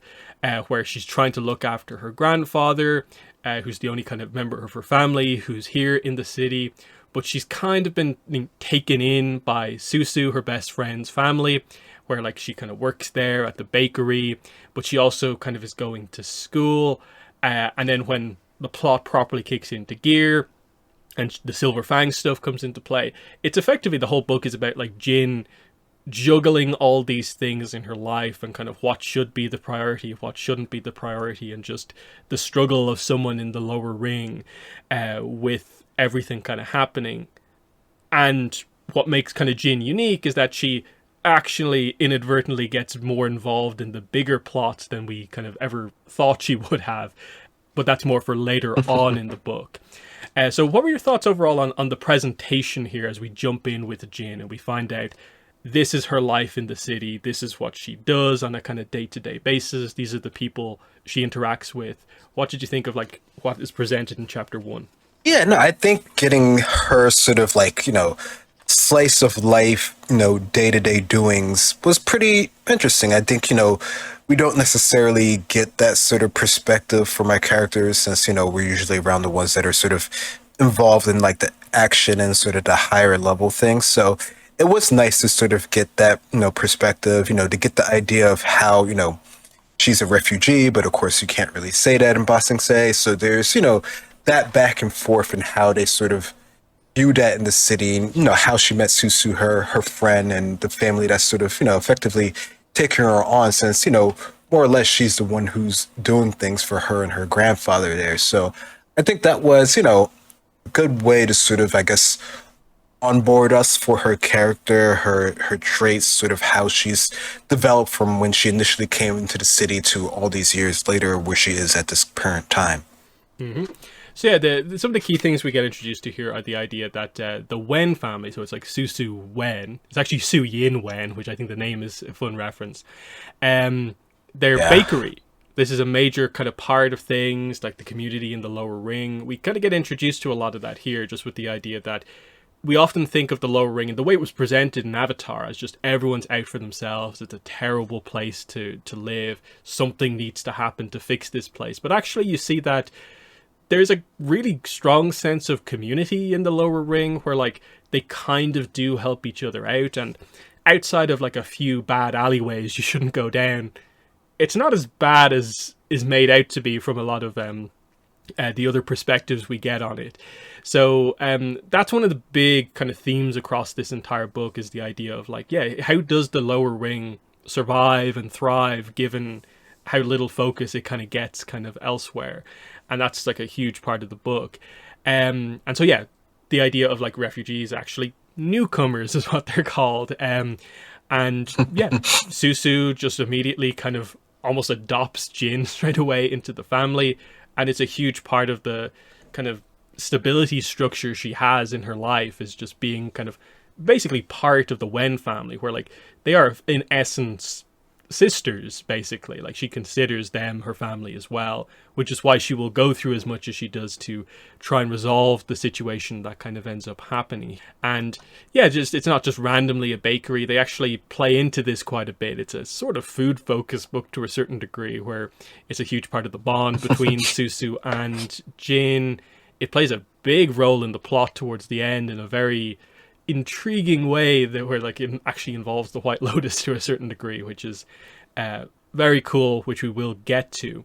But yeah, that community aspect is huge in terms of kind of what's presented here. But it does get a little bit more serious towards the end of chapter 1, where we do get the notice board, the bulletin board kind of section at the end, where she kind of reveals that she's often looked at it to see, did anyone put up a picture of her family? Is her picture there just to kind of highlight, is someone looking for her? Did somehow her parents survive whatever happened? But deep down, the idea is that she knows that her parents are gone. It will only ever be disappointment kind of looking at that bulletin board. She has other people who are important in her life, but it's a bit of a different situation where like Susu still has her family, Jin doesn't have hers. And it's just that kind of, harsh reality for Jin of like what the situation kind of is. So really interesting kind of tonal thing at the end here, where we do get the references of like, okay, something with the Fire Nation happened to her and her family. We get rough allusions to the idea that they had to escape a Fire Nation attack. It'll be detailed in a few chapters' times. But what are your thoughts on the more serious kind of aspect of Jin's backstory that begins to come out at the end of this chapter? Yeah, I think that's when you start to really get the idea of her sort of like motivations as a character and how she's viewing her current life and how she's just able to sort of, keep things going on despite, all the sort of hardships, and how she relates to the people around her. Because, she makes note that that is a big difference between her and her friend, as compared to someone who's grown up in the city versus someone who is essentially a newcomer to the city and having to sort of realize how big and different Bossing Say is and how you have to know, where to go, where not to go, how to sort of navigate things, which, comes into play later on as well. Her sort of understanding of the city, or at least the lower ring of the city. So no, I thought that was really, I think they do a lot of that throughout the book, sort of going back and forth of the situation, sort of having hope, having it sort of dashed away, sort of bringing it back. I mean, that's sort of the idea of Avatar in general, right? We're just seeing it here on sort of a, I guess, more personal sort of basis of a character specifically who doesn't really have sort of a necessarily a bigger role to play in the grand picture of the world and sort of the war per se. Yeah, and it's presenting the idea of like she has a certain stability, even if it's not great with where she's at right now. But what happens if one of these things goes wrong here? And then as you get later on to the book, it's like, what happens when one of those things goes wrong? And also then the main plot of Avatar comes into play and Bossing Say gets taken over and that sort of thing. Moving more into chapter 2, we find out that what's happening here is that Susu and Jin are doing deliveries for the bakery, and they go to Pao's family tea house. So this is the tea house where Zuko and Iroh first come to work. This is prior to the Jasmine Dragon. And so this is their first kind of delivery here. So Jin goes in on her own. Susu kind of comes back later on. The significance of this scene is that this is the first time that Jin sees that Pao's has two new workers here. Lee and Mushi, Zuko and Iroh. So it's her first time getting to see Zuko. This is where her interest in him kind of comes from, of course, and we immediately get the idea that she is intrigued about the idea of his burn. What happened to him? Does that mean he was also affected by the Fire Nation? He intrigues her is sort of the immediate first idea. We probably have to address the whole kind of error here. It's the manager Feng who runs the tea house, and they even go as far as to say, contrary to the name of Pao's family tea house, none of the Paos actually work here. Even though if you watch the show, when Iroh is offered the Jasmine Dragon, the guy who comes in and offers it to him is literally talks to Feng in that scene and calls him Pao. Like, sorry Pao, like business is business. So it's like, what's going on here? Are we retconning this character to be named Feng? Did you forget that the character was actually named? What's the takeaway here? Because it seems like an odd thing to do, given that the name is actually just presented in the episode here. And this is where some of the kind of frustration comes in with regards to, how are these approvals like working here, where like if you researched these episodes where the continuity is really important, because it's really only City of Walls and Secrets, Tales of Bossing Say and Lake Laogai are like the main ones you really need to focus in on. This detail feels like an odd one to miss, and I guess it feels sort of equivalent to the maths error with the comet from the last book. But why do these things keep happening if they have the author doing their own research and then approvals from the actual like company itself? Like, what's going on here? What are your thoughts on the whole manager Feng, manager Pao situation? Yeah, no, that definitely stands out as sort of like an odd one, and I think I highlighted that in my thing when it first came through, because I was like, oh, that's interesting that they're sort of messing up with that name there, and I don't know if they were just trying to like do something different with it or whatever. I mean, I guess, if you're looking at it in just a story, it seems like it's okay, but considering that is sort of like a direct reference, and especially, when you get like, Zuko into the mix, or, any of our sort of main characters, that's when people are going to start sort of like paying more attention, of course, for better or worse. So I don't know, that would have behooved them to sort of keep that sort of in mind, I think, compared to sort of any of the other sort of changes that they've made. Yeah, like it's one of those ones where, look, it's really for the most part the only like just outright error that I really think there is in the book, where like they just got a detail wrong. They forgot that something was referenced in the show or whatever.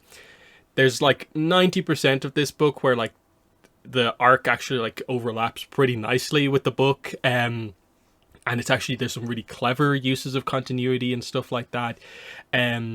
and it just, this one stands out because it's the name of a character and because you double down on like, here's why this is the case. And it's not plot relevant. Like there's no like this had to be this way for like some other thing that happens in the book. Like the manager Fung scenes are just the normal ones you'd expect. Like Jin interacts with him like a couple of times, and nothing would change if his name was Pow. You just remove the line saying none of the Pows work here, call him Pow, and the book is like exactly the same except it's accurate to the episode. It's an odd one. But this is the cool crossover thing where we get the sort of like the prequel effectively to the Tale of Zuko here. We will get the Tale of Zuko in part 2, actually relatively early in part 2, but it is cool to see the build up here of like she notices the new servers immediately, actually gets teased later on by Susu about the idea that she seems to immediately like him. We also get the idea that like Susu is like really good with people. She's just amazing at interacting with people. Fung can often be quite particular about his orders, demanding some sort of a partial refund if there's any damage, but Susu is usually able to talk it over with him with her charisma and avoid that sort of stuff happening.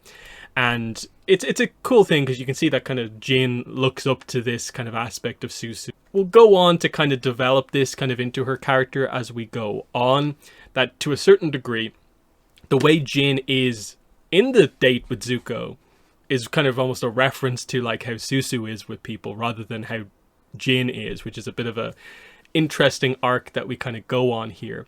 But yeah, what were your thoughts on this? The first proper overlap into the series here, where we actually get Iroh and Zuko kind of partially introduced. Yeah, I mean, other than the thing with the manager, I think this was a pretty good way to integrate it without it being sort of like, anywhere real crazy or anything like that, because it's all from her perspective, right? So like she doesn't know who they are, who Lee really is. She just notices a new person in the shop who's around her age and has been sort of wronged by the Fire Nation to some degree. She doesn't know how, but that's something that she can relate to with another person there. And considering the city is sort of full of people like this now, that sort of is something unique that I guess she can sort of take note of compared to Susu, who hasn't had sort of, any sort of like, direct confrontation with that. And, her personality, Jin's personality is sort of based around that sort of hardship there, which is why, there's so much sort of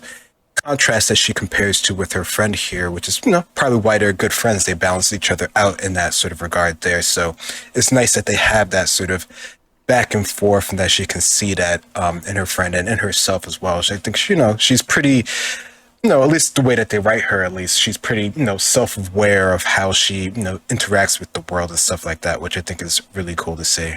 Mm-hmm. The second part of this chapter is interesting because this is where we get our scene at the Hu Yuan apothecary. So we get introduced to kind of our secondary main character, Xuan, which I believe is the pronunciation. It's kind of a difficult name to say. And yeah, he's actually the main love interest for Jin, which is an interesting one in that, like, it speaks to, that the scene with Zuko is, like, it has to be a kind of relatively important scene in the book, but, like, it can't really be the crux of Jin's character. That just has to be a moment that happened. So there's other stuff happening in this in terms of this other relationship. Now, interestingly, it starts off, like, pretty disastrously across these first couple of chapters, where Jin and Xuan have a really terrible initial introduction to each other. So she goes to the apothecary to get Gong Gong's medicine because he's sick. We'll touch on that more, I think, like the next chapter. But she realizes she kind of misplaced the money to pay for it. Now, it seems like usually this would be kind of fine, but she's actually not used to Xuan being behind the counter. It's usually the actual Dr. Jan. So he's a little bit kind of taken aback by what to do because he's kind of new to this. And there's a bit of a discussion here. It mostly seems to go wrong because Xuan's friends are there, and like they kind of, the way they interact makes him embarrassed, and it causes him to kind of interact in the wrong way. And of course, Jin's getting embarrassed here because she needs the medicine, but this is like incredibly embarrassing her when we get like towards the end of this, like Xuen gets kind of annoyed enough, like he says, like, we're not a charity, just go away. And she walks out, kind of refusing to let them see her cry. And you can just see like this sudden kind of moment of like, oh, that's a kind of pretty normal day, where it goes from like, okay, new service at the tea house, to just kind of really disastrous, embarrassing situation at the apothecary. What's going to happen here?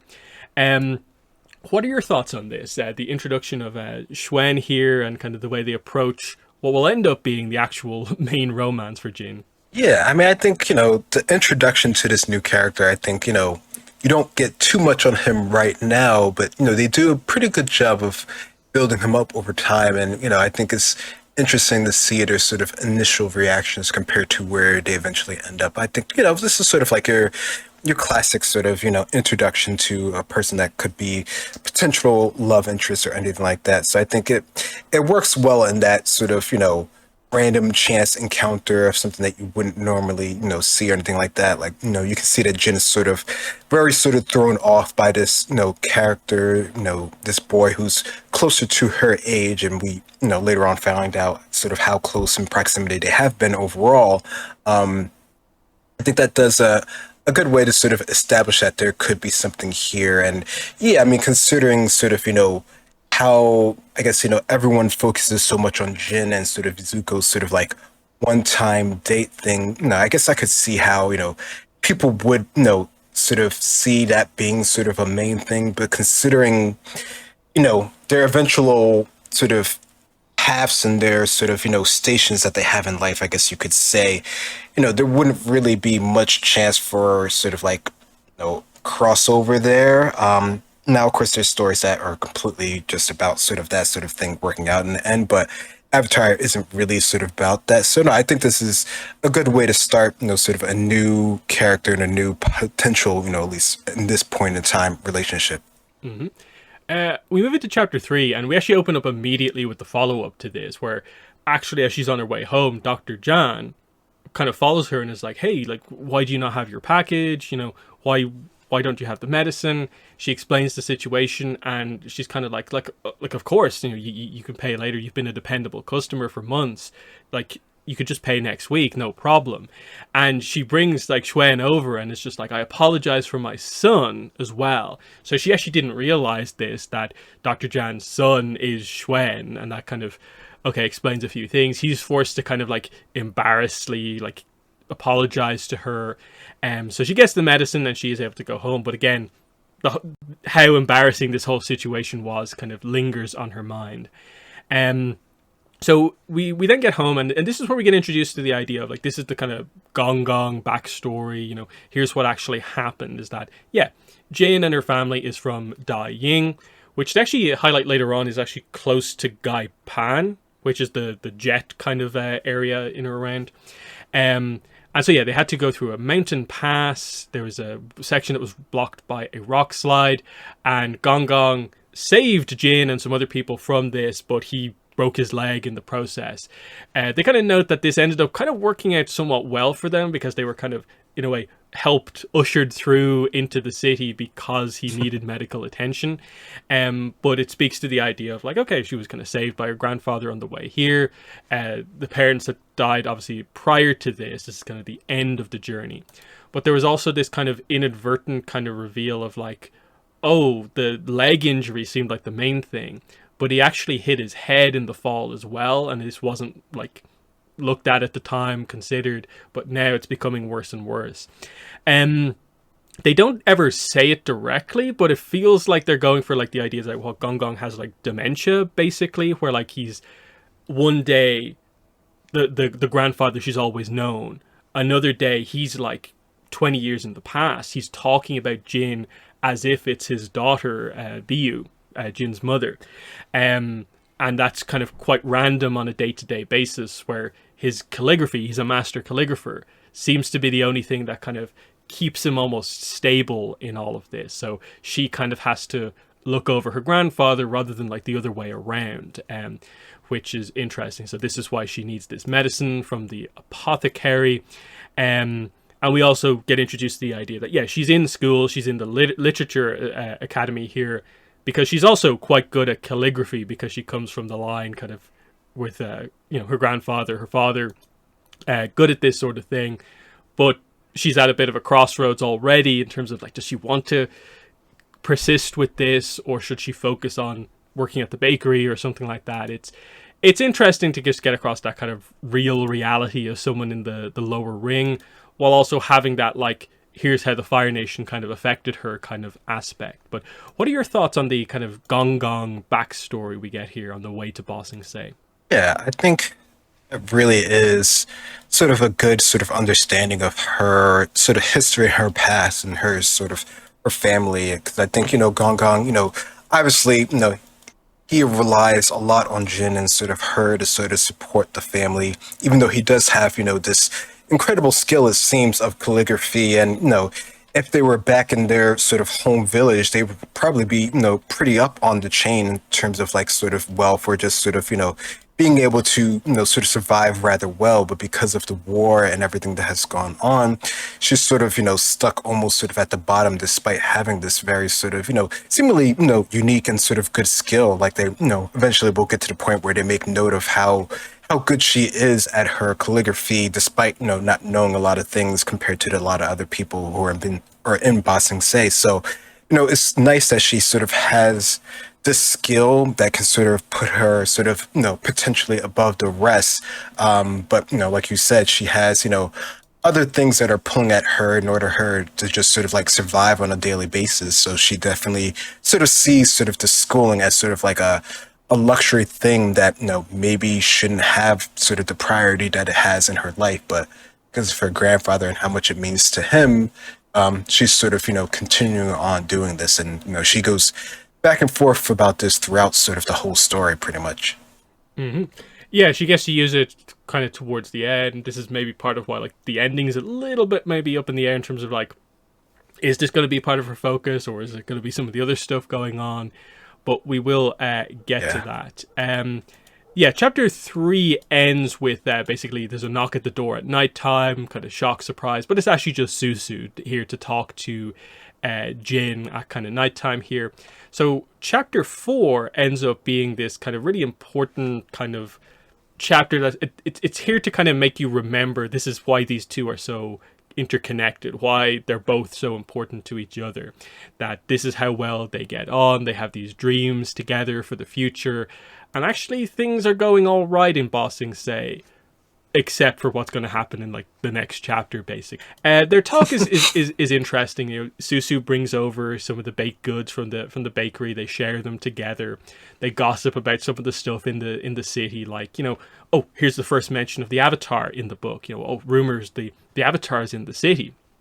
We don't go into this like too much, but like she just actually notes that actually in Da Ying they have more of a very traditional kind of view of the Avatar, even in this era, so long after, the 100-year war started and stuff like that, where like, yeah, the Avatar is the bridge between the physical world and the spirit world.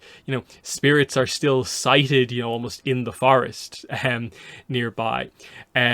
But Jin, in a way, partly because of what's happened, some of what she knows about history, kind of feels like if the Avatar is back somehow, have they washed their hands of the concerns of the kind of world, given that the war is still going on and that sort of thing. It's interesting because obviously like the Avatar is going to get brought up a few times as the book goes on, but like never really like by name. It's just, hey, other people interacted with the Avatar, and Jin learns bits and pieces as she goes on, but never gets to overly form her own opinion. And it's interesting, like the book ends with the idea of like she's actually going to a party where the Avatar will be there, which is what they reference actually in the rest of this chapter, that they wish one day that they'd be in a position where they could go to some of those upper ring parties and get to wear the fancy dresses and try the fancy food that they have up there, and how is their version of a specific delicacy different than what we have here in the lower ring. And some of this is kind of important to remember for when they do the resolution to the Susu plot more towards the end of the book, is that they kind of directly reference stuff from this chapter. But then they talk about their dreams for the future, and there's almost this kind of like sadness to the idea that their grand dreams are just, a slightly bigger apartment. It's not like actually anything super crazy. They both just want to live next to each other with an apartment. They have like a garden that they can share, enough space for all their family members and stuff like that. And that someday, they'll get there. And they kind of scream this into the Bossing Say sky, basically. And yeah, we end with the idea of like, Bossing Say's not so bad after all. And it's like, yeah, with some support in the lower ring, you can have a nice enough life, even if it is tough. So really nice chapter that gets across. Like, this is why Susu's so important to Jin. What did you think of chapter 4? Yeah, no, I think you do really get the point across that they are, very much, almost near sisters at this point in time, them being around and working together and just sort of, relying on each other and having these hopes and dreams and aspirations. I think, it does a really good job of showing that, like you're saying, like, even if they are sort of at the lowest level in Bossing Say, there is a way to sort of, carve your own sort of future, despite everything that's sort of going on around, as long as at least it doesn't sort of directly affect you, which is unfortunately what happens. But no, I think this was a really, nice way to just sort of, the calm before the storm, essentially, right? Like they're here, they're sort of understanding things, they're taking a bite out of, sort of the food that they have, and just sort of, considering all the things that have happened to them so far. So no, I think this was a great one just to sort of establish that sort of base that they have with each other, which really, feeds into all the turmoil that happens later on. Moving into chapter 5, they kind of highlight that, okay, Cookie Bun Day happened. That's when the bakery's a little bit more active because there's more effort that goes into the cookie buns. She gets her dinner, and on her way home, she, interestingly, comes across the cabbage merchant who mentions that, hey, I've seen the Avatar. No one believes him, so he gets dismissed quite quickly here. But like he's here for a little second. That's cool. But then, interestingly, what she comes across, there's some chaos happening up ahead, some sort of a scuffle, and she gets to see that there's actually a sword fight happening out in front of Pao's. And this is the fight between Zuko and Jet that we see in the City of Walls and Secrets. So it's revealed here that Jin was actually in the back of this crowd as this was happening. So we get this kind of direct reference scene here where, yeah, all the lines of dialogue come out from like Iroh being like, please son, you're confused, and Jet being like, the Fire Nation is trying to silence me. So she witnesses like the new server who she's kind of interested in, Lee, fighting Jet. She witnesses the accusations of like he's a firebender being leveled at him, sees the Dai Li take Jet away, and just the kind of reaction of like, oh, everyone knows not to mess with the Dai Li, so no, this is why no one steps in to kind of stop them or do anything. But interestingly, Jin doesn't just dismiss Jet's accusation. She actually thinks in her head as she comes out of this, like, he must have said that for a reason. Like, what if they are firebenders? And like, what does that mean? And it's interesting because we start to address this idea of Jin doesn't just hate people because they're Fire Nation. Yes, she has that kind of initial fear because of what happened to her, but the idea is like, why doesn't she feel that way? And we'll get into some of that as we kind of go through here, but it's an interesting another kind of tie-in that she so directly sees this kind of action set piece play out. What are your thoughts on this part of this chapter? Yeah, no, I thought this was cool to actually get to see, this sort of fight from another perspective, and sort of how, I guess, fights in general, or just sort of how sort of aggressive mentality is sort of handled in the city, or how it's not sort of handled in the city. You get to see a lot of this later on, especially when we get into the judge and stuff like that. Just sort of how the day-to-day sort of functions in this sort of way. But yeah, the fight itself was, cool to see, Jet sort of speaking this, and just to get sort of Jin's sort of perspective on this, and sort of how that plays into later on in her sort of thoughts of, Zuko Lee later on as well. But yeah, no, I think that's, it's something to note that she has, sort of the mentalities sort of think past just sort of your sort of, I guess you could say like default sort of blind hate that, Mm. all Fire Nation people are bad, which is, a bit different because, obviously Jet doesn't have that mentality. We see that before, but some of the other people around in his group, they do sort of have that mentality a little bit.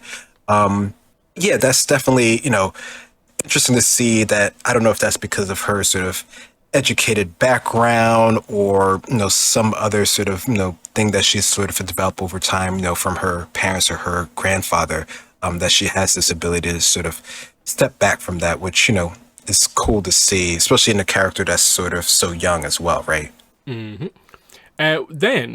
we get to the next morning. She goes over to the Wens, to the bakery, and it's not up and running. It should be. And something has happened. She gets in there. There's tears.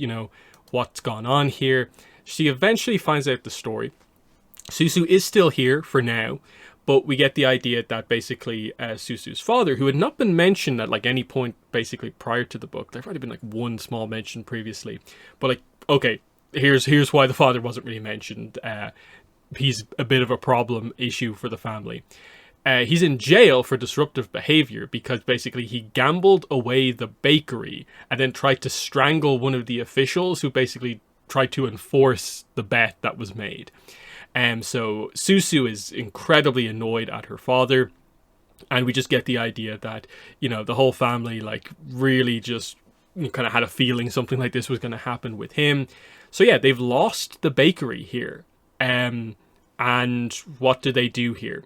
And the idea is like Susu seems to have a plan, but what are they going to do to get it back? With this much money kind of lost, how can they do this? And we just end with like, okay, something has gone very wrong all of a sudden, things are good in Bossing Say, and then this happened. It's an interesting one because like the surprise reveal almost that like, oh, the father is a complete mess kind of is a kind of shock reveal here. But what are your thoughts here on the kind of inciting incident effectively for the rest of the book? Yeah, yeah. I mean, I don't know. I mean, I guess it's a good, like, I guess you could say like a good motivated piece to sort of, get the story moving and to have, Jin have, a focus, a mission that eventually sort of hits home for her directly that she has to eventually sort of deal with. I guess, in terms of like, general random story beats, I guess this wouldn't be too surprising that, someone who isn't around is the one that causes the most problem, considering, they generally seem to have like the bakery, the idea of the bakery and sort of how well they've been doing, at least in the lower ring or even up into the middle ring where they have to deliver some of their goods, has been pretty good, which is probably why, someone would even think of taking, this sort of bakery as collateral, which of course is why they're so sort of like upset that the father would do this. Because you can definitely see that, Susu is like no father of mine and, everything like that. So, it definitely has issues, and this isn't a new thing, unfortunately, that they've had to deal with before, just that this is the worst case of it. Moving into chapter 6, we do immediately move to explain, okay, here's what happens. They managed to broker this deal with the help of someone in the city known as the Judge, who is called in to deal with these disputes. And that is just that Susu has taken a contract to work in the upper ring. She's going to have to leave like immediately and pretty much like for good until like there's the idea of maybe we can pay off her contract. But the idea is that this contract is in exchange for the like deed for the bakery. So they have it back, but they lose kind of Susu to some sort of a upper ring contract. And they do get into this. They don't go into it like in terms of incredible detail, but they kind of highlight the idea that like if she gets like a lucky contract, she's gonna have to work long hours, but like she'll be okay. But she could be like beaten or abused if goes very, very wrong. Now, obviously, they take a really interesting approach with this, which is that the contract, we'll find out in a few chapters basically, is to become a Judy. Like this is how they get the Judy candidates, is by finding people in these kind of situations, taking them in and using them to facilitate the whole "there's no war in Bossing Say" situation. So very, very interesting kind of reveal here. What were your thoughts on this? This is why kind of Susu kind of has to leave the lower ring. She's the one who kind of saves the bakery, but it now leaves Jin without this super important person in her life. Yeah, yeah. I mean, it's, pretty heartbreaking from the perspective of Jen, considering this was like her best friend who, has helped her deal with anything, her and Susu's family, right? So this is a huge sort of blow to her, a huge blow to the family. I think it's, even more heartbreaking when you get to see her actually leave here. But yeah, I think, the idea that they have these sort of contracts sort of set up, that this is, basically such a regular thing now to happen, that like it's not even, a unique thing on its own, but it hurts a lot when it's, of course, it's someone close to you, right? So that's what Jin is dealing with here, and these sort of contracts here. And I think, they do say that, there's like possible, like, what was it, like 5 years or 6 years or something that they could potentially get her back, but that's like a huge amount of time, right? Like, that's not a short amount of time. That's essentially as long as Jin's been in the city, more or less, right now. So, to get that idea of time of someone being gone for you is a huge loss to Jin here and the family as well, who has a young child as well. So, yeah, no, this is a big thing to happen in the city. That this is basically sort of facilitated directly from the city, and you get more hints about that even by the end of this chapter when she does leave. Speaks to sort of I guess you could say the underhandedness, the corruptness of the city. So from here, like Jane is in a bit of a daze. She kind of goes about her day, just kind of feeling so bad about everything in the city that like even if she was to go kind of on with her life from here, like what does she get? Like she gets a good position in the middle ring, effectively facilitating the city to work like it always does. Does she want that? No. It's all kind of just so unfair here. And again, now all of a sudden what was somewhat stable is all over the place now in terms of what does she do. She wants to help the Wen family, but they're now down a person who kind of works for them. This is really, really bad. So she stops by the Firelight Fountain. This is where we get the details of like there is a similar one in Da Ying. This is where her mother and father had their first kiss, and we get that kind of backstory of like this is the kind of romantic backstory with Jin, why she wants a relationship kind of herself that's kind of just like this. But interestingly, they then go on to reveal that Jin is actually an earthbender. This is a detail we never knew about before. Again, we never got confirmation she was an earthbender or was a non-bender. So this is a reveal, but it's not contradicting anything before. We just didn't know she was a bender. Which is actually a quite interesting one. We don't get this too often, the idea of like someone is a bender, but like have never overly had a reason to pursue their bending in their life. And that's kind of the way they do it here with Jin. The specific details they go into here are that effectively because of what happened to her mother, this is why she doesn't overly pursue earthbending, because Gong Gong lost his daughter and wants to protect Jin from the harm that using your bending kind of can do. Because we get the idea that Jin's mother went into kind of more of the kind of military kind of guard angle of like actually using her bending as kind of her role as one of the guards. So when the Fire Nation came, she was one of the guards like killed in the first attack from the Fire Nation army. And it's just this kind of brutal scene where like, what does it say here? Burned them alive and left their charred corpses for us to discover the next day. My mother was among them. And this is why Gong Gong doesn't want Jin doing something like this where she could get hurt. And again, she notes that that's not really exactly how it works, because her father, who was also effectively in something equivalent to like calligraphy, was also kind of burned effectively as well. He's also died. It's not proof of safety just to not do this, but it's an interesting kind of backstory for her when it comes to kind of bending, where we get the idea of she knows the basics because prior to this like incident, the death of her mother, she did get some self-defense lessons from her mother, who was a good earthbender, but hasn't really pursued it since then. And then there's this other angle of like she could pursue training her earthbending, and that would open up a certain amount of jobs, but that would just take her down a different path and kind of create another kind of time sink in a way. What does she do kind of going forward?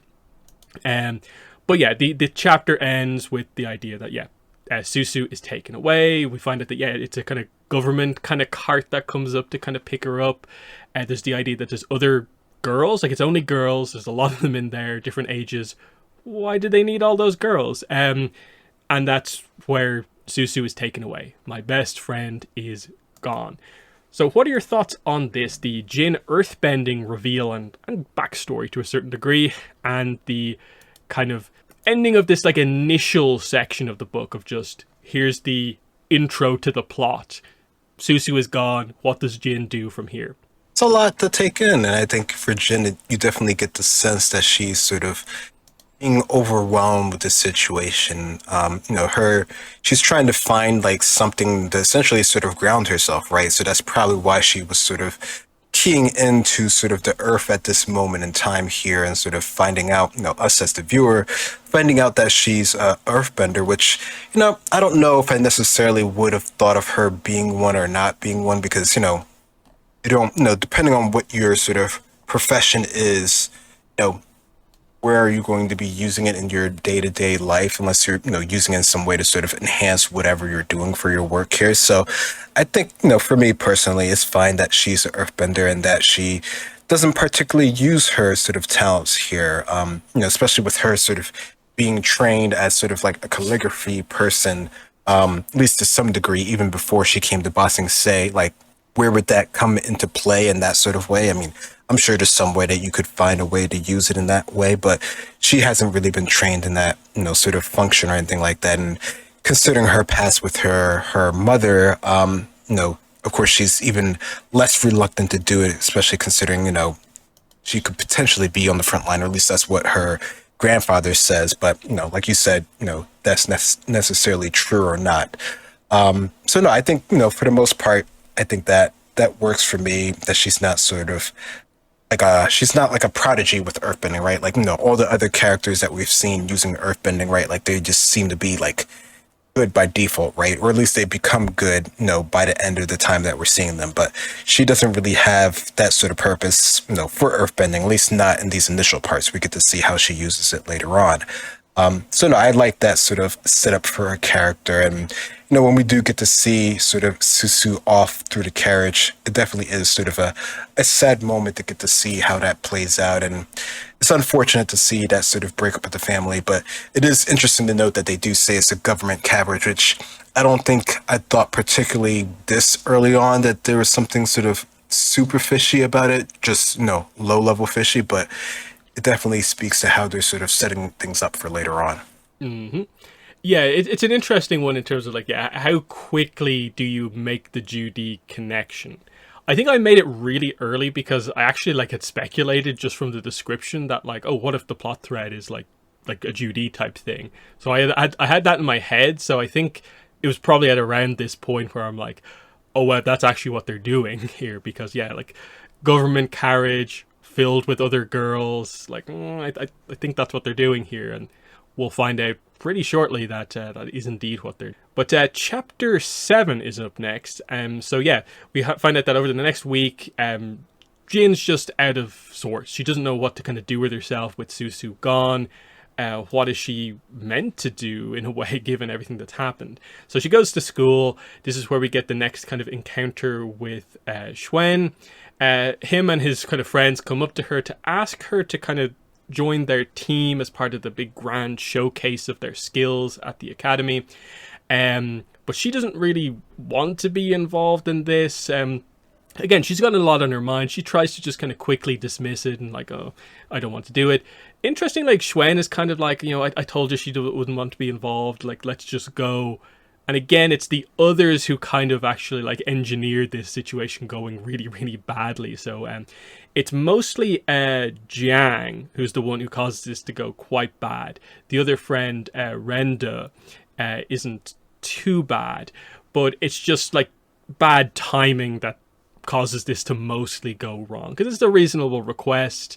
She doesn't want to be involved, but then they kind of start going at her about the idea of like, do you think you're better than the rest of us, which like really annoys Jin, because they're the middle ring people, she's the lower ring person. Like, well, why on earth are you saying that to her? They say like, you're always alone, and this kind of touches on some bad territory because Susu has just gone. And they just kind of end up pushing a little bit too far, to the point where she actually is about to get a little bit violent here. She grabs some earth out of the wall and is about to attack Jiang here.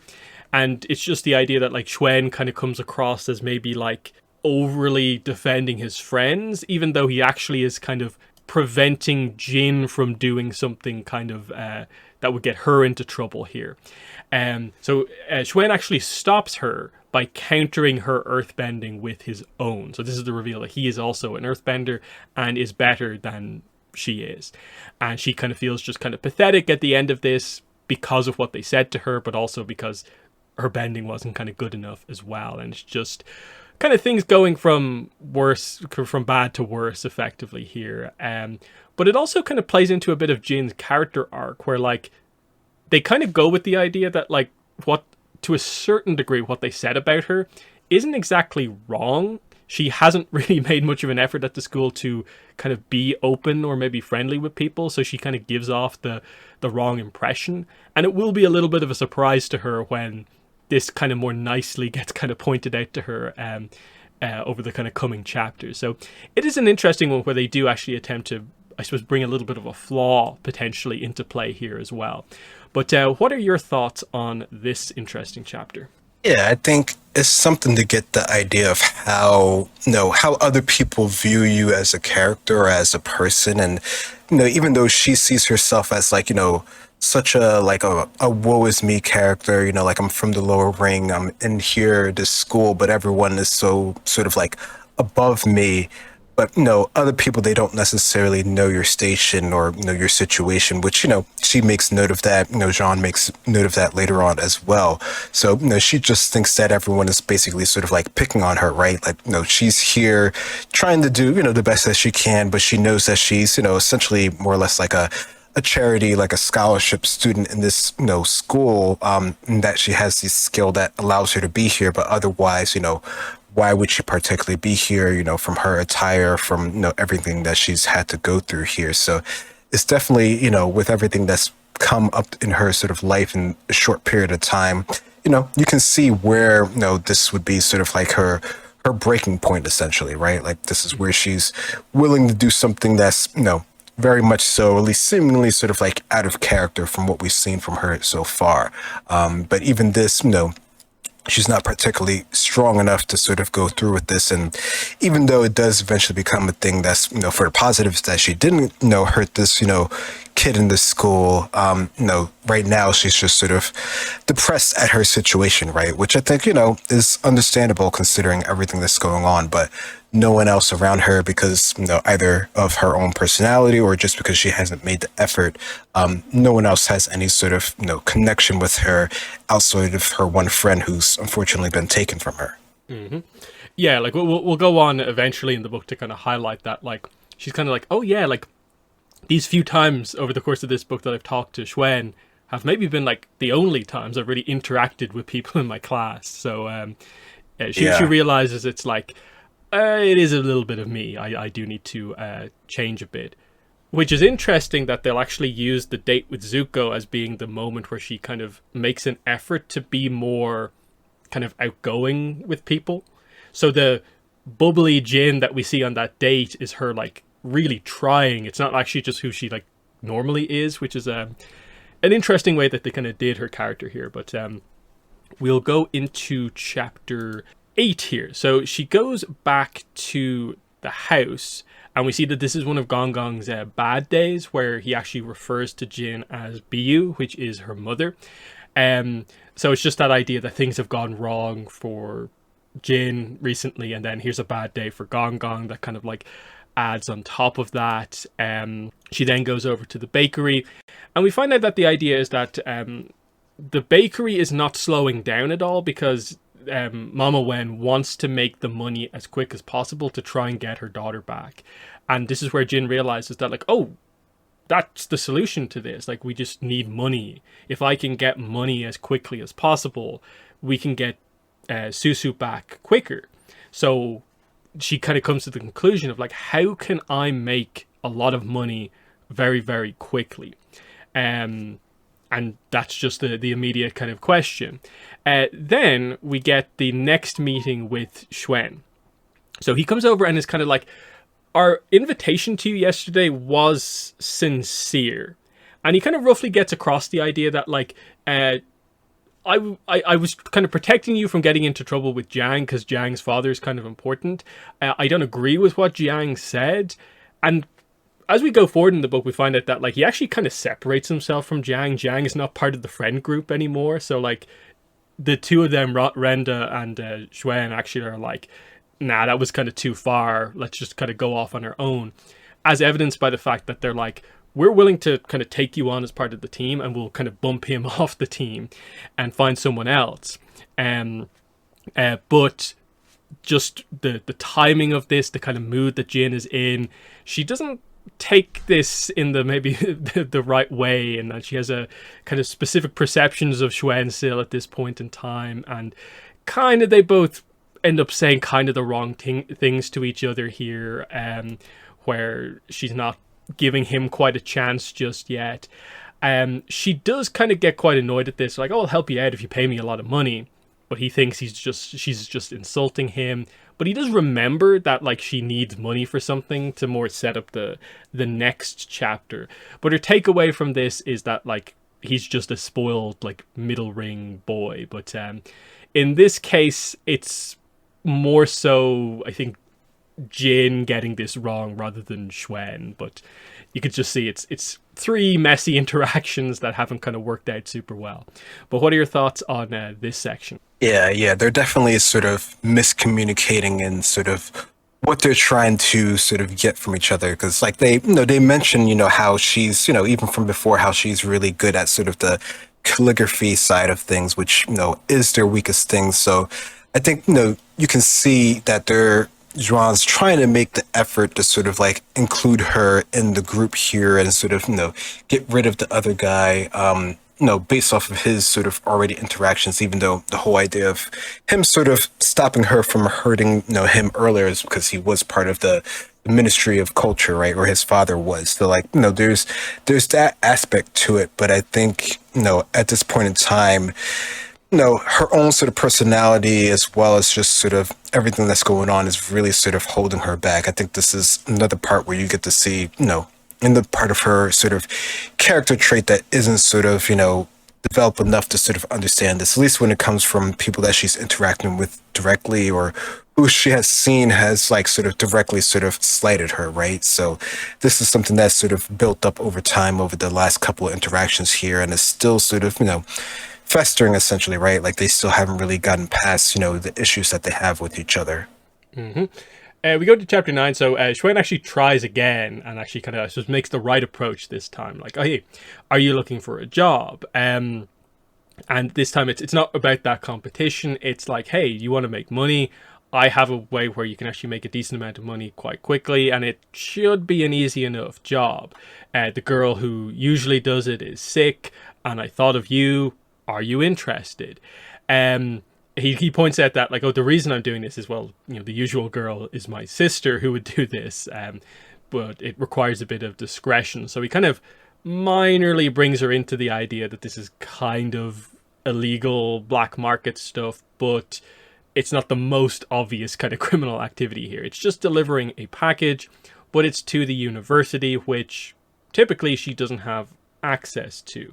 Because even though it's in the middle ring, this is one of the places where, like, you need a token to get into here. Because this book seems to present the idea that the lower ring and the middle ring are quite interconnected and that you're allowed to move between them pretty freely.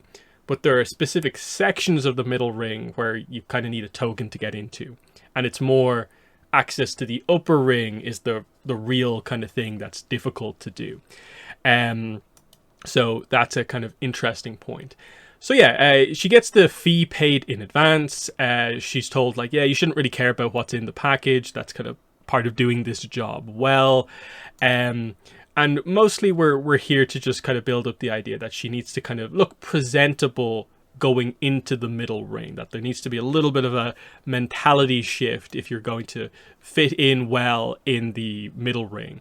She's given a new name. Her fake identity is going to be Hwajin. And yeah, she has to deliver this package to Professor as we're going to kind of see shortly. But what are your thoughts on this setup here? It's the very early Silver Fangs setup here. It's the first sign that like, oh, there's more to Schwen than meets the eye here, given that like he's involved in these deliveries. What are your thoughts here? Yeah, more to me side. There's definitely, like, there's interesting when you're setting up sort of your characters in these situations and they're going to have to deal with stuff that's like a bit sort of out of their comfort zone. Her going, into the sort of middle ring, into sort of like I guess you could say like the upper area of the middle ring where you actually need like a token, like you're saying there. So there's different sort of rules, but she does make note that she knows how to interact with these people on some sort of level. So she can do this, like she does have that sort of upbringing, even if she doesn't have the right sort of attire, which she will be given. So there's that sort of aspect of her character. And they're sort of setting this up that that her and Zhan are able to sort of work together in sort of like a decent enough sort of way here. He sets her up with sort of the idea of, what to say when you get here, who to meet, and sort of to be sort of, discreet in sort of what you're sort of doing here. And, she's, nervous, but she hopeful that she can get this sort of done. And, this is her whole sort of plan to sort of get Susu back, right? So I like that she's willing to go, to this length, to something that's, maybe a little bit morally gray, not too sort of dark or anything like that, or at least as far as she knows, in order to sort of help her friend here. So I think that's an interesting aspect of her character that we're getting to see more of now. Moving into chapter 10, we just see this we jump straight into action, like the pacing of this book. Like we don't really linger here. We're basically there. She's a bit nervous about what exactly to say to the right person, what the exact direction is, but she quickly makes her way to where she needs to go, hands over to delivery, and the most interesting part of what happens here is that he immediately is like asking her questions of like, hey, do you know what this is? And shows the thing in the package to her. And it's a really intriguing interaction. And it kind of, I suppose, to a certain degree, it ties into the later reveals about the Silver Fangs and like who actually runs them at the top. Yeah. That's really intriguing here, where like, okay, what is it? It looks like an ordinary piece of stone, but it's got strange patterns on it. And it's like, curious, isn't it? It's earth, but it's not quite earth. It's an anomaly, a rare specimen of wood turned to stone. Something living, changed, and becoming something new. What's it about? Like, does it have healing properties? No, it's a message. It's a philosophical puzzle, an offer to reconsider my way of thinking, or else malleable wood may find itself becoming something hard and set in its ways. Should our mindsets shift to stone, or shall we all be worn down to dust? And she's just like, what? What are you talking about? These are strange times indeed. Young earthbenders like you will shape our future. If you will pass on a message for me in turn, and that message is, tell them that when it comes time, they can rely on my vote. That's what she has to send back. She gets her like an extra payment here, and she goes about her business, kind of like, what was that about? Like, what was the object, the wood turned to stone about? Very philosophical, kind of think about this. The fact that he knew she was an earthbender without her ever kind of saying it to him is intriguing. And then, yeah, the idea of like, tell them about the vote. I thought this was just delivering a package. There's more to this than meets the eye as well. What did you make of the delivery here to Professor Yeah, no, I think this was, I don't know, it's cool. I mean, whenever I think, from understanding the Avatar world and sort of its history and things going on, especially with having read the other Chronicles books, you can get the inkling that something else is going on here when they start getting like really philosophical about situations and things going on like that. Like, I don't know if I necessarily thought about it being sort of like whatever sort of like a direct organization within Bossing Say that's sort of doing stuff, but you can see that there's more at hand here. There's more people involved in the situation. The fact that she was sort of shown what was in the box when, John earlier was sort of like, don't worry about what's in the box.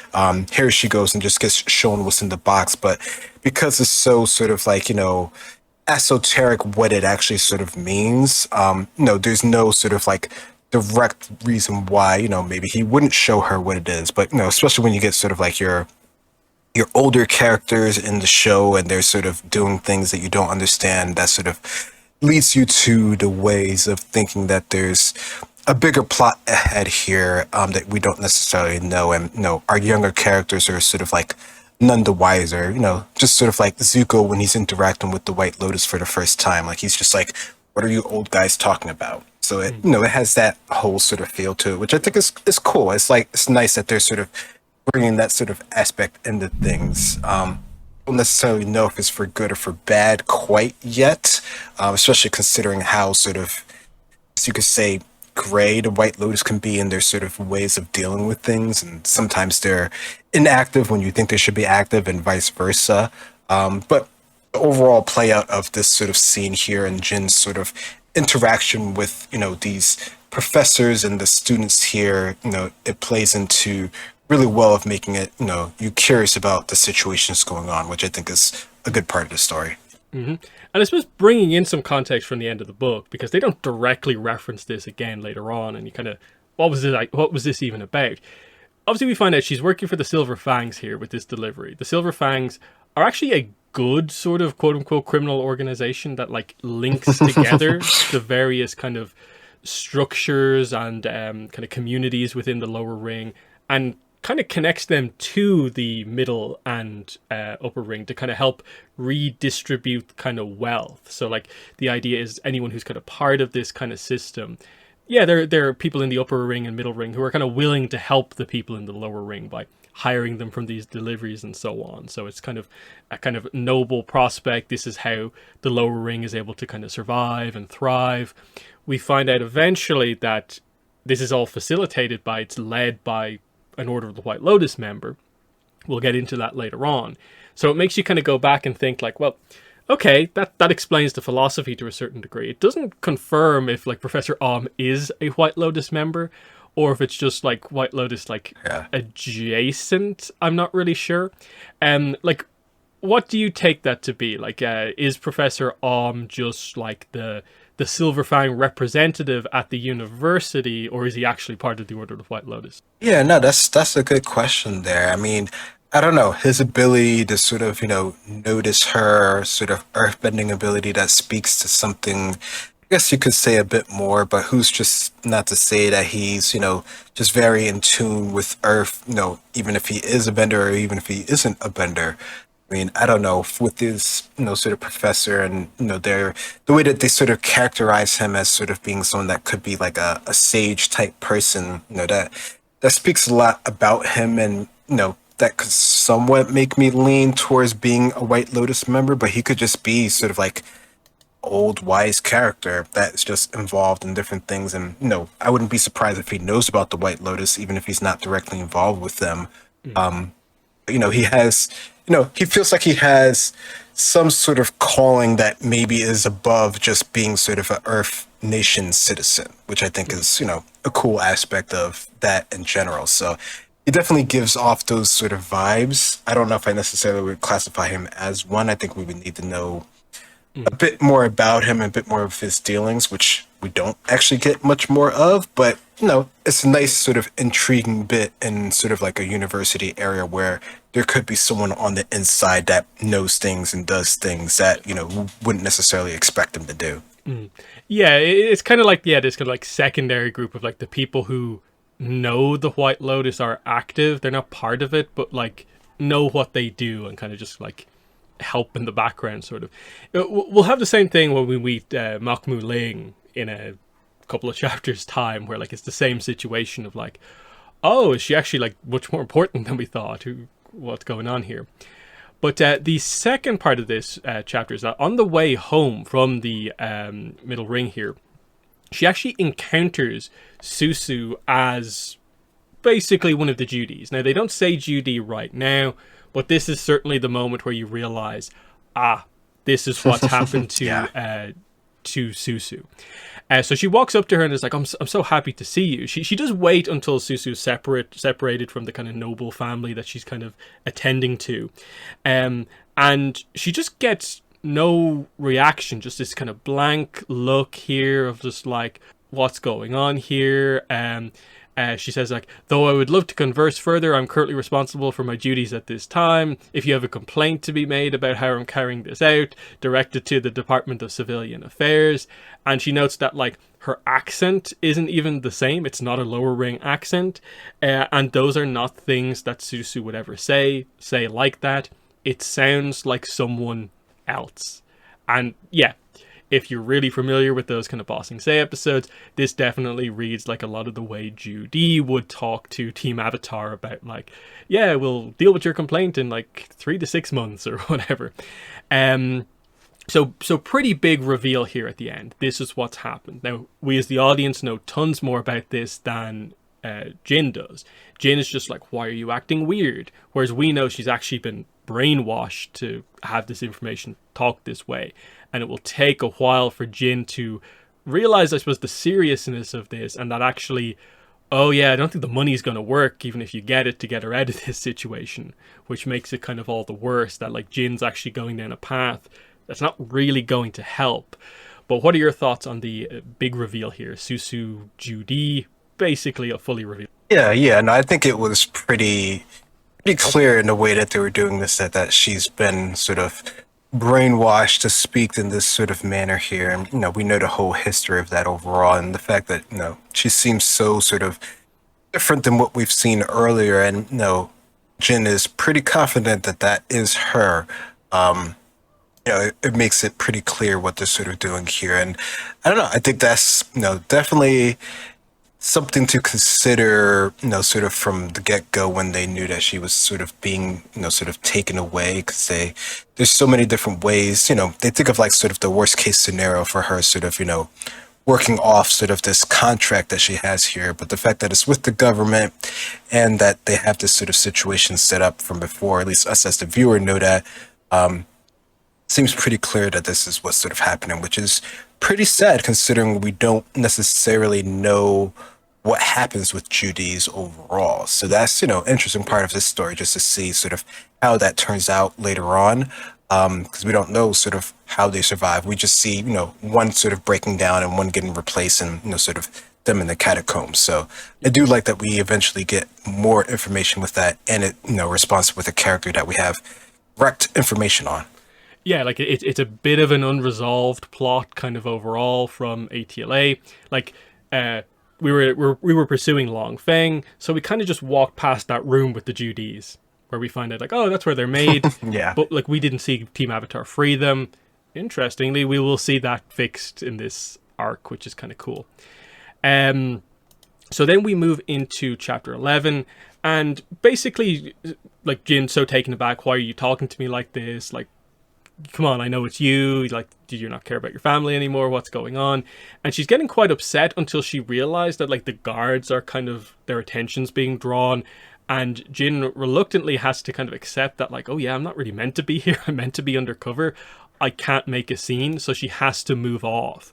And she's just kind of lost in thought as she makes her way back to Xuen. And interestingly, like, he's kind of being a little bit more open. He's kind of like, hey, what happened? And she thinks about it, but very specifically decides not to tell Xuen about the full situation with Susu. So she kind of maybe should have opened up at this point, but focuses on maybe the negative points again, and some development is still kind of needed for her, basically. She thinks kind of about going home. She quickly kind of goes back home, but then goes to Pao's. And this is where she has like a full-on scene with Mushi. She doesn't really speak to Lee here. Instead, she has a conversation with Iroh Mushi. So this is where she gets her kind of Iroh pearls of wisdom really here. Where first of all, it's like, hey, don't just drain the tea, slow down. It's meant to be savored, of course. But then he kind of actually gives a little bit of his backstory. It's actually a kind of nice line here. You don't believe me, do I? Well, let me tell you this. I may not look like it, but I once lived a life where I only needed to snap my fingers and I would get what I wanted. I had power, I had wealth, but I didn't understand how little it was all worth until I lost the one thing that was most important to me. And now he's focused on like tea, living a good life, happiness here in Bossing Say, and that's kind of all that kind of really matters. And the idea here is that this sort of inspires Jin to kind of change her approach a little bit. She kind of accepts that maybe the positive from what Susu is doing is that, hey, Susu was trying to protect me by not kind of engaging with me. I have to do the best that I can in the situation that's happening here. And to a certain degree, that part of that is trying to be a little bit better with the other people around me, focusing more on the idea of like hope kind of going forward as well. And we're building up to actually the date as well might be something that she also might want to kind of consider as well, to find some other kind of happiness in her life as well. It's a pretty nice chapter because this is what actually ends part one here. It's just the idea that Jin has had this massive hit of like she lost her best friend, her sister basically. What does she do from here? She's almost retreating into this kind of maybe negative kind of viewpoint. And this is kind of what brings her back to refocus on, no, I need to try and accomplish some stuff here. I need to be better myself and I need to do what I can to get Susu back as well. So what are your thoughts on this final chapter here for part one? Yeah, I mean, I think, after everything that she's gone through up until this point here, it's nice for her to have, someone else to at least, even if it's like inadvertently talk to sort of, get another perspective on things.